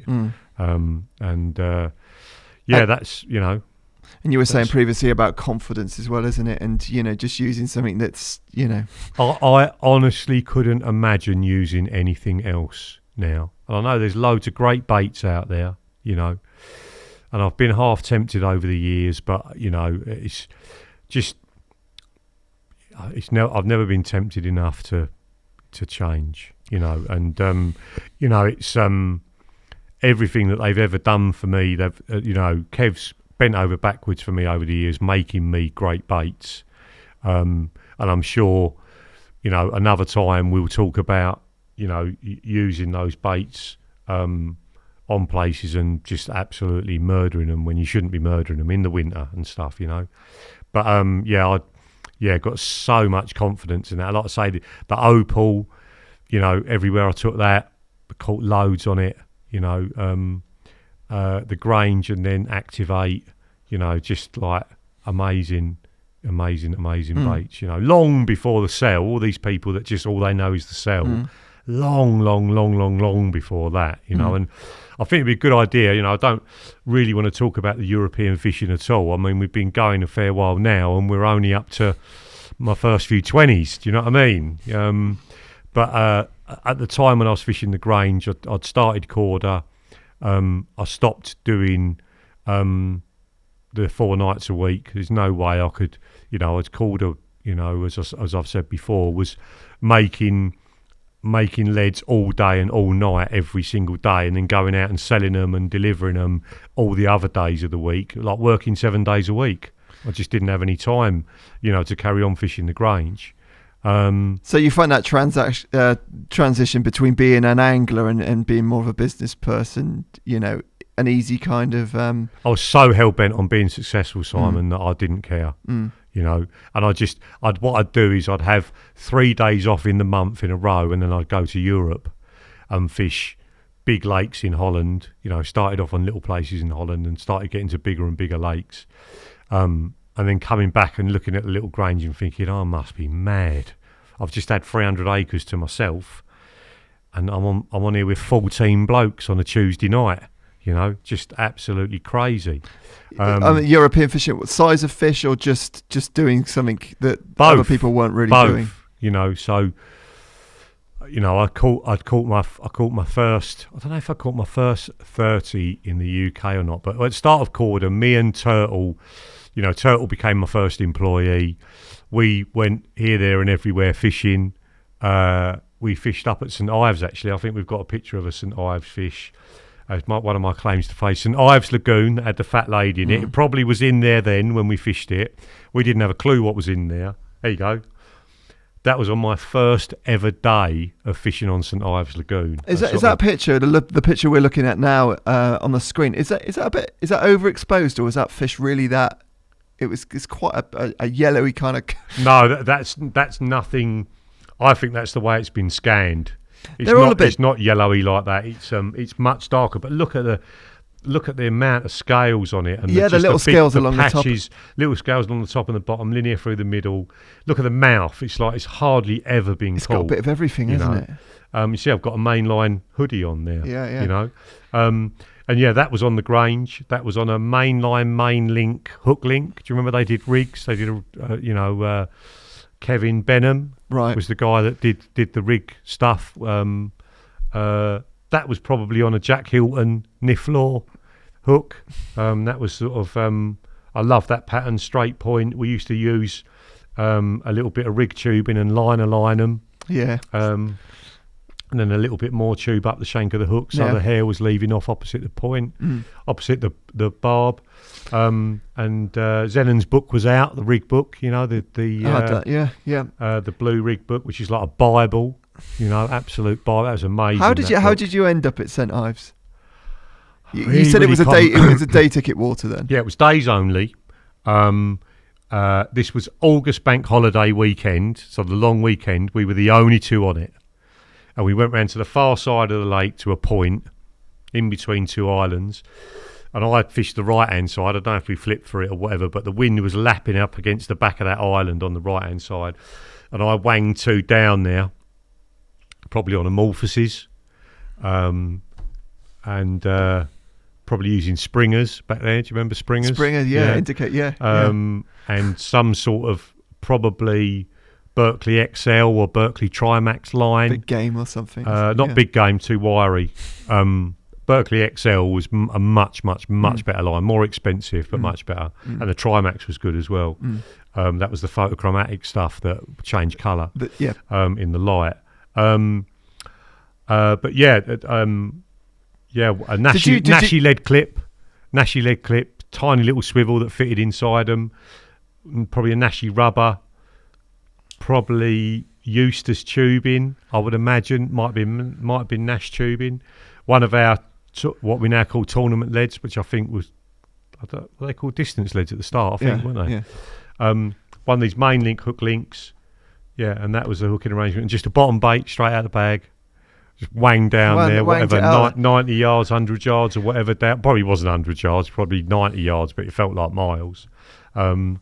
And wanged it down there to the back of the island where the wind was, and had that same day. There aren't many carp in that lake either, are there?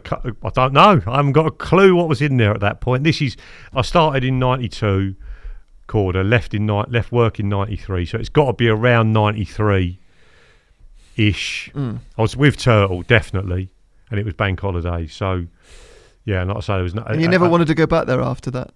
I don't know why, but no. There were so many places to go at that point, do you know what I mean? And it was just a foray, just somewhere to go for the weekend. It was just all the places when you think like, we'll have to cover it in another podcast, but like I had a ticket for Welly well before it got really famous, and didn't fish it, because I had my head into other places, and then went back later on thinking, you div, why didn't you go on there but they got bigger? They got bigger when you went back there. So they did get bigger. Yeah. But me and Turtle were just flitting about. We were. This is the only poaching I've done in a very, very, very long time. But we were fishing Bardag in Dagenham. Do you know any of them lakes? The Chase. Do you know? Oh, I know the Chase. Fishing the Chase. Oh, right, okay. Me and Turtle fishing the Chase in the winter time. Yeah. Still using Fox alarms at this point. I froze one winter night, and I had a fish on. And that's when I went over to Delkins, because I'd fished with Sean Harrison. The first microns. Yeah, loved them, but they didn't work. That's Bardag. That's good old Bardag. He used to, just in a field in the middle of the flats in Dagenham, you know, the sort of the wasteland, if you like. And yeah, me and Turtle used to fish Bardag with that was when the inlines had come out, so that was probably a little bit later. That was probably 94. Those inline presentations, I noticed in the book as well. A lot of people were. Yeah, mate, that shocker rig was a game changer again. Yeah, £11 Berkeley XT as a hook link, probably a B175 or something like that. I'd learned how to do that whipping knot by that point. You know. Did you like a straight pointed hook? That was straight pointed hook with an inturned eye. They're lovely carp in there. They are, really nice. What fish. are they like now? What are they doing now? I don't know, but I've got a ticket for it now, actually. I've got a ticket for it now. So they're probably going to sling me out when I said I used to fish it years ago. But that's a cool carp, that is. It is. You know, it's a good shape, isn't it? It's a great shape. Yeah, the fish we're looking at there it's quite deep, isn't it? That actually is a leather, right? That is a genetic leather. You can see by the little pecks on it. By little tiny fins, even though it's got two scales, you know, right in the centre of the flank and about 3/4 of the way down the flank. It's got 3 scales, actually. They don't make them like that anymore, do you know they? It reminds me of those Carthagena fish. They're that sort of shape. But they're a little bit darker, aren't they? But that type of shape. That type of shape. Yeah. Look at the mouth on it. Perfect. There were no bad mouths back then, were there? No. There were just no bad mouths, man. They didn't get caught enough, did they? You know? But you can see. I was going to say. They're chuffed to bits with that. But yeah, that's a 20, probably a low 20. Little tiny fins. Look, his dorsal's like virtually withered away. That is a genetic leather. They're my favourites. 100%. They're my favourites, mate. Because they're my favourites. The little tiny fins, overslung mouth. You know, like proper crazy head on them. Did you hear what Simon was saying? Simon Scott about the levers. How they're how you get a lever. I've talked to him about it, and you trying to breed them is virtually impossible. Yeah. You know, they're genetically weak. Yes. You know, they're the runt of the litter. They are, aren't they? They're a runt of the litter. And if you breed if you breed levers and levers, they all die. No babies survive. What did Simon say? Was it a linear against something? You have to breed a mirror with a lever, and then you get you get some levers that survive. That's how to do it. Yeah. A mirror with a lever. Was it 20%? He said. Is it I don't 20% know, levers? but you know, but that, you know. But they're really unique fish, aren't they? They're mega. That's why we like them, isn't it? Because you took that Carthagena like that. Yeah. That lever in there. Yeah. That is the one for me. That is amazing. I've looked at Luke Stevenson's picture on his Instagram 100 times of that lever. That is not the biggest fish in the lake, is it? But and it's like, and also, where the baby black resides. You know, Englefield. Yeah. Yeah. The lever in there. Yeah, the lever. If I was ever going to fish that lake, the lever would be the one I would want to catch. Yeah. More than the baby black. Yeah. You know. Yeah, me too. I love them fish, and my favourite carp have always been levers. Yeah. When we haven't even touched on Elstow yet, and we've been going a while, haven't we?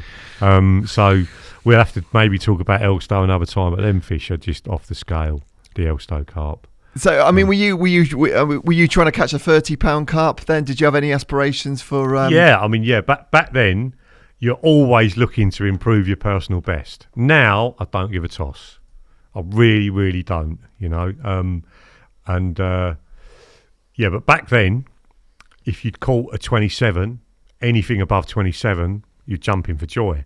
You know, you'd have a 28, and then a 29, and you know, and then my first 30. Came weird. There you go.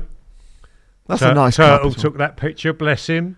That's Shotgate, and it's pretty much the only carp I ever caught out of there because something to do with the farmer and the people on it. It was a tiny syndicate of like 10 guys or something, and they hadn't paid the rent, and the farmer just went, "Sod you, it's going out to tender," and Nashi got it, I think, and excuse me if any of these details are wrong because it was a long time ago. Nashi got hold of it, I think, and Zenon was up there fishing. everyone was up there. It was like a mainline Nash war going on up there with bait. And, me and Turtle fished up there a few times, just a square farm reservoir. It's about 10 acres up from memory. Deep, quickly, ring of weed round the margins, like a lot of those farm reservoirs have got. Were there many 30-pound carp in there? Loads. But for that type, for that era, that early 90s era, there were loads of 30s. It was like dead men's shoes. You're never getting a ticket on a 10-man syndicate. You have to know somebody who's running it and your face fitting and someone literally dying, and then you might get a chance, So fondest memory, first 30, 20 or double? Double. Yeah. Definitely. I would love to say the same, but it was caught on my friend's I can't rod. remember the bite. I can't remember the bite off of that fish. Can't you? But I can remember the bite off the double. I can't remember the bite off of the first 20, but I can remember the bite off the double, I think the first 20 for me was a massive milestone. That 93 was my first 20. Was it? Yeah. Right. Misty morning. Yeah. Yeah, playing it in the mist, Yeah. It was called the football, actually, that one. And it's just pictures around the house of your I mean, doing this sort of thing, I'm not a great reflector. I would say I'm a progressive, so I'm looking forwards all the time, and it's nice with these things to go back and think about it. We had most minging Chinese over there. We never ate it, and the rats ate the whole thing, like Zenon was there fishing like 1,000,000 miles out, have you seen Zenon cast? Where he flicks the lead back, but he pushes the rod backwards. So he actually pushes the whole rod back like that, and the lead comes out and swings up, so it's level with the rod, and it's actually pulling him back before he comes through and pulls through with the cast. And break some fishing rods doing that. But like incredible technique, and accurate. Very accurate. But he was, he's using all the Savay stuff because I think he was fishing up the Savay. Yeah, he was. So he's using all the helicopter rigs and all that sort of thing. I mean, would he come up with that stuff himself then? Like, these casting techniques, or is that? I guess if you're a little guy, which he was. Yeah. I think a bit of midlife spread has come onto him now, but as it does for all of us. But little guy, but can cast miles. It was. That was. But fishing around this great area, moment to get your first 30, and especially just started Korda. As well, you think I started Korda and I'd only caught a handful of 20-pounders, and I started a carp fishing company. Can you imagine that today? If you'd have no chance, would you? You get laughed off the. And what about today? I mean, you get laughed off of social media, wouldn't you? Put it that way, Yeah, all about what you've caught, I guess. But it's not everything, is it? It's not. But we live in a different world now. When I do the carp academies with the lads, I was 15 when I caught my first double. So up to that point, it's 8 and 9 pounders. You're jumping for joy. And I was 21 when I caught my first 20. You're how old? 14. And what's your biggest? 37. But that was in France. Yeah, what's your biggest in England? 34. Do you know what I mean? It is. And it's we live in a different world now. We've But that was the era of innovation and the births of companies like Mainline Korda. That's Fox. It was all the same time, wasn't it? Yeah, I mean Nash was earlier. Yeah, when I was Charlie. My uncle Charlie, my mum's second husband, he can remember Nashy coming into the shop and trying to sell him carp sacks and all that sort of thing. Like, God knows when it was. Got 80s sometime, wasn't it? Yeah, it must have been like mid-80s, mustn't it? Something like that. And I mean, to get one of those one of those holdalls, it was. Yeah, I had everything Nash. Did you have the padded one? When I at this point now, I had the massive Nash rucksack.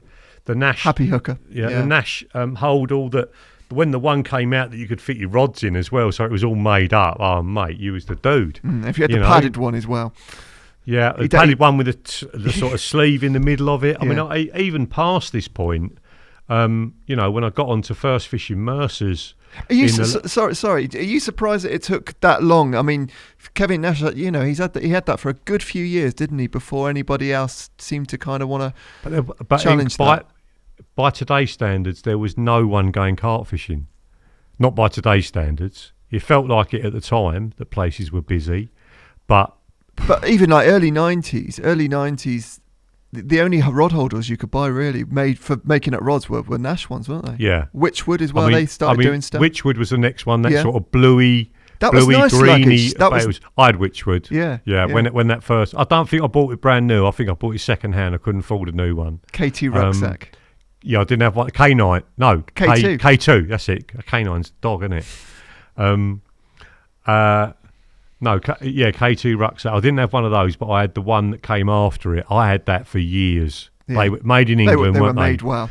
Such a great product. And yeah, Witchwood rucksack I had for years and years and years when I was fishing. Even I think when I was on the Little Grange, I had a Witchwood rucksack. That just because there wasn't the kit out there, it did spawn lots of. I'm not an inventor. Like I've always said, I'm a developer. I can look at something and think I can make that better. But coming up with a totally original thought, like the light bulb, you know what I mean, or the chair, or whatever, or the spod, but I could make a spod much better, by looking at it. I could make it better than what was already out, and that's why I call it developments, But at this time, there was a lot of flitting around. There was no campaigning going on, because everything was about the company, and about these things we'd finish all the orders and have a little bit of time, and then me and Turtle would shoot down to Shotgate for 24, 48 hours, and then they'd be back on it again, So it was, I wonder how because you enjoyed, your clubbing and stuff, your fishing and the business. Yeah. For me at that time, it was like, it was one or the other. I couldn't do everything at the same time. I wouldn't have the same sort of passion for all of it. It's always one or the other for me, I think. Yeah, I had endless energy for it all back then. Just a human dynamo, I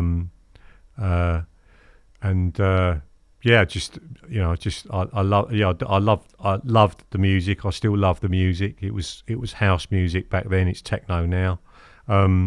Loved going clubbing. What are your energy levels like now then compared to back then? Well, back then I was 100%. Now I'm about 50. Probably, maybe less than that, maybe 40. Do you think that 50% is still a 100% for a lot of people? Yeah, I guess because I've got the level of experience and the that knowledge. You can't buy knowledge, can you? You have to be there doing it, and we've talked for a goodly while now, and we've only just got up to my first 30, that's a lot of hours on the bank, and it just got more and more and more and more, so you can make up for a lack of energy, or waning energy, if you like. I would say I'm actually getting it back now. I've had a lot of health things go on. I've been on lots of different meds, and they're sort of finally getting into the bottom of what's going on, and that is helping my energy levels. I was on the wrong medication for quite a long time, and that this year that's had a massive effect on my energy levels, and I'm starting to get it back now. I fished this week. I feel really good now. I'm training again. My knee operation's over a month old. I mean, that's proper invasive. You go under general anaesthetic for it. They're poking around in your knee and cutting bits away, and although you've only got 2 puncture wounds because it's keyhole surgery, getting over it, your knee is like a balloon when you come out of it. It feels like it's all stuck together inside. It's the most horrible feeling, that you can't move it backwards and forwards without feeling it all moving together, and it feels like it's all joined up. It's Do you know what? Don't get injured, Tobe. Don't get injured, mate. My knees are shot to bits already, mate. Yeah, I tell you, mate, don't get old. Yeah, I'll do my best. Stay 24 years old. Yeah, mate. Honestly, and just to everybody listening, fish as much as you can while you can. Go out clubbing as much as you can while you can. Yeah. Chase as many birds as much as you can while you can, or guys, or whatever. Go on holiday as much as you can, as long as you can afford it. Do it all. You will go grey and you will go wrinkly. No, it's not grey's got nothing. Grey and wrinkles don't mean jot. When your body starts to break down, what caused the knee problem? Other medications that I was on and other treatments that I was on, and that's what we think. We don't know. They don't know. We thought it might have just been some form of damage that I did to it, but I'm under a professor now, who thinks it's linked to treatments I've had for my melanoma. So for the skin cancer. So they're still getting to the bottom of it. But it's like, Toby, have you ever had an old motor? You've had an old motor, haven't you? Yeah. Why did you ask Toby and not me? Right. Yeah. I had a banged up Corsa not long ago. Right, okay. So when it starts going wrong, bin it, yeah? Don't throw money at it. Yes? Is that when it starts going wrong, just put it in on eBay or whatever you're going to do with it, get rid of it, right? When that starts happening with your body, you cannot throw it away and buy a new one, can you? You can't. And that's what happens. When it starts going wrong, loads of other things go wrong as well, because that one thing makes other things go wrong. And that's what's happening. So my advice to everybody, make the most of it. I got no regrets about that period of my life. I lived it absolutely to the full. I lived 2 lives. Do you know what I mean? The amount that I did. I was sleeping 5 or 6 hours a night, working 20 hours a day, 18 hours a day, and like my mate's girlfriends would say, don't you ever do anything but work? And I'm like, no, and I it wasn't weird for me. I couldn't understand why my best mate who I lived with, Chris, didn't want to devote his entire life to being successful. I couldn't comprehend it at all whatsoever. So, I fished as hard as I could, I worked as hard as I could, and I played as hard as I could. And that is my advice as a 50-year-old machine that's on the way out. Still got good hair, Dan. Still got good hair, mate. Get that from the old man. But yeah, do everything you can do when you can do it, and don't saddle yourself with enormous debt or hurt anybody else in the process, but do it. If you're thinking, I don't know whether I should go on holiday, if you can afford to go. I don't know whether I should go fishing, go. And I had girlfriends at this time, like it's a massive competition between them and fishing and all that sort of thing. And it never lasted because fishing was my first love. And as much as I was besotted with them as well, they just couldn't put up with it. My first marriage ended over it. Well, first marriage ended because we weren't right for each other. But, if you're a geezer out there now and your missus is giving you massive grief over every time that you go fishing, she's the wrong missus. I don't care if she's the fittest thing you've ever seen in your life. She's the wrong girl for you, and I compromised too much back then. And just if you can do it, if you've got that passion for it, do it. There you go. Should we leave it with those words of wisdom? Let's leave it with those words of wisdom. It's been good. It's been good going over. So you're reminiscing over the old, baits and tackle, everything that you used to use as well, doesn't it? Yeah. Well, maybe you'll have me back from down there. I'm sure we can fit you in. Yeah, and I would love. We haven't even got to Elstow is my favourite lake on earth, in spite of all the lakes that I now control and own and everything else. Elstow is still my favourite lake ever. We haven't talked about Mercer's, which was like a 30s factory. We haven't talked about Frimley. Welly. We haven't talked about Welly. There's a lot. We haven't talked about Walthamstow. No. There is a lot. You'll have no hair, not grey hair, by the time we finish. I might be able to. You'll be like Toby down now. No, only it won't be optional. He had hair when he started here as well. Done. That's very true. That's recent. Thanks very much. Anyway, it's been good. Thank you very much, gentlemen. Thank you. A pleasure. The Thinking Tackle Podcast.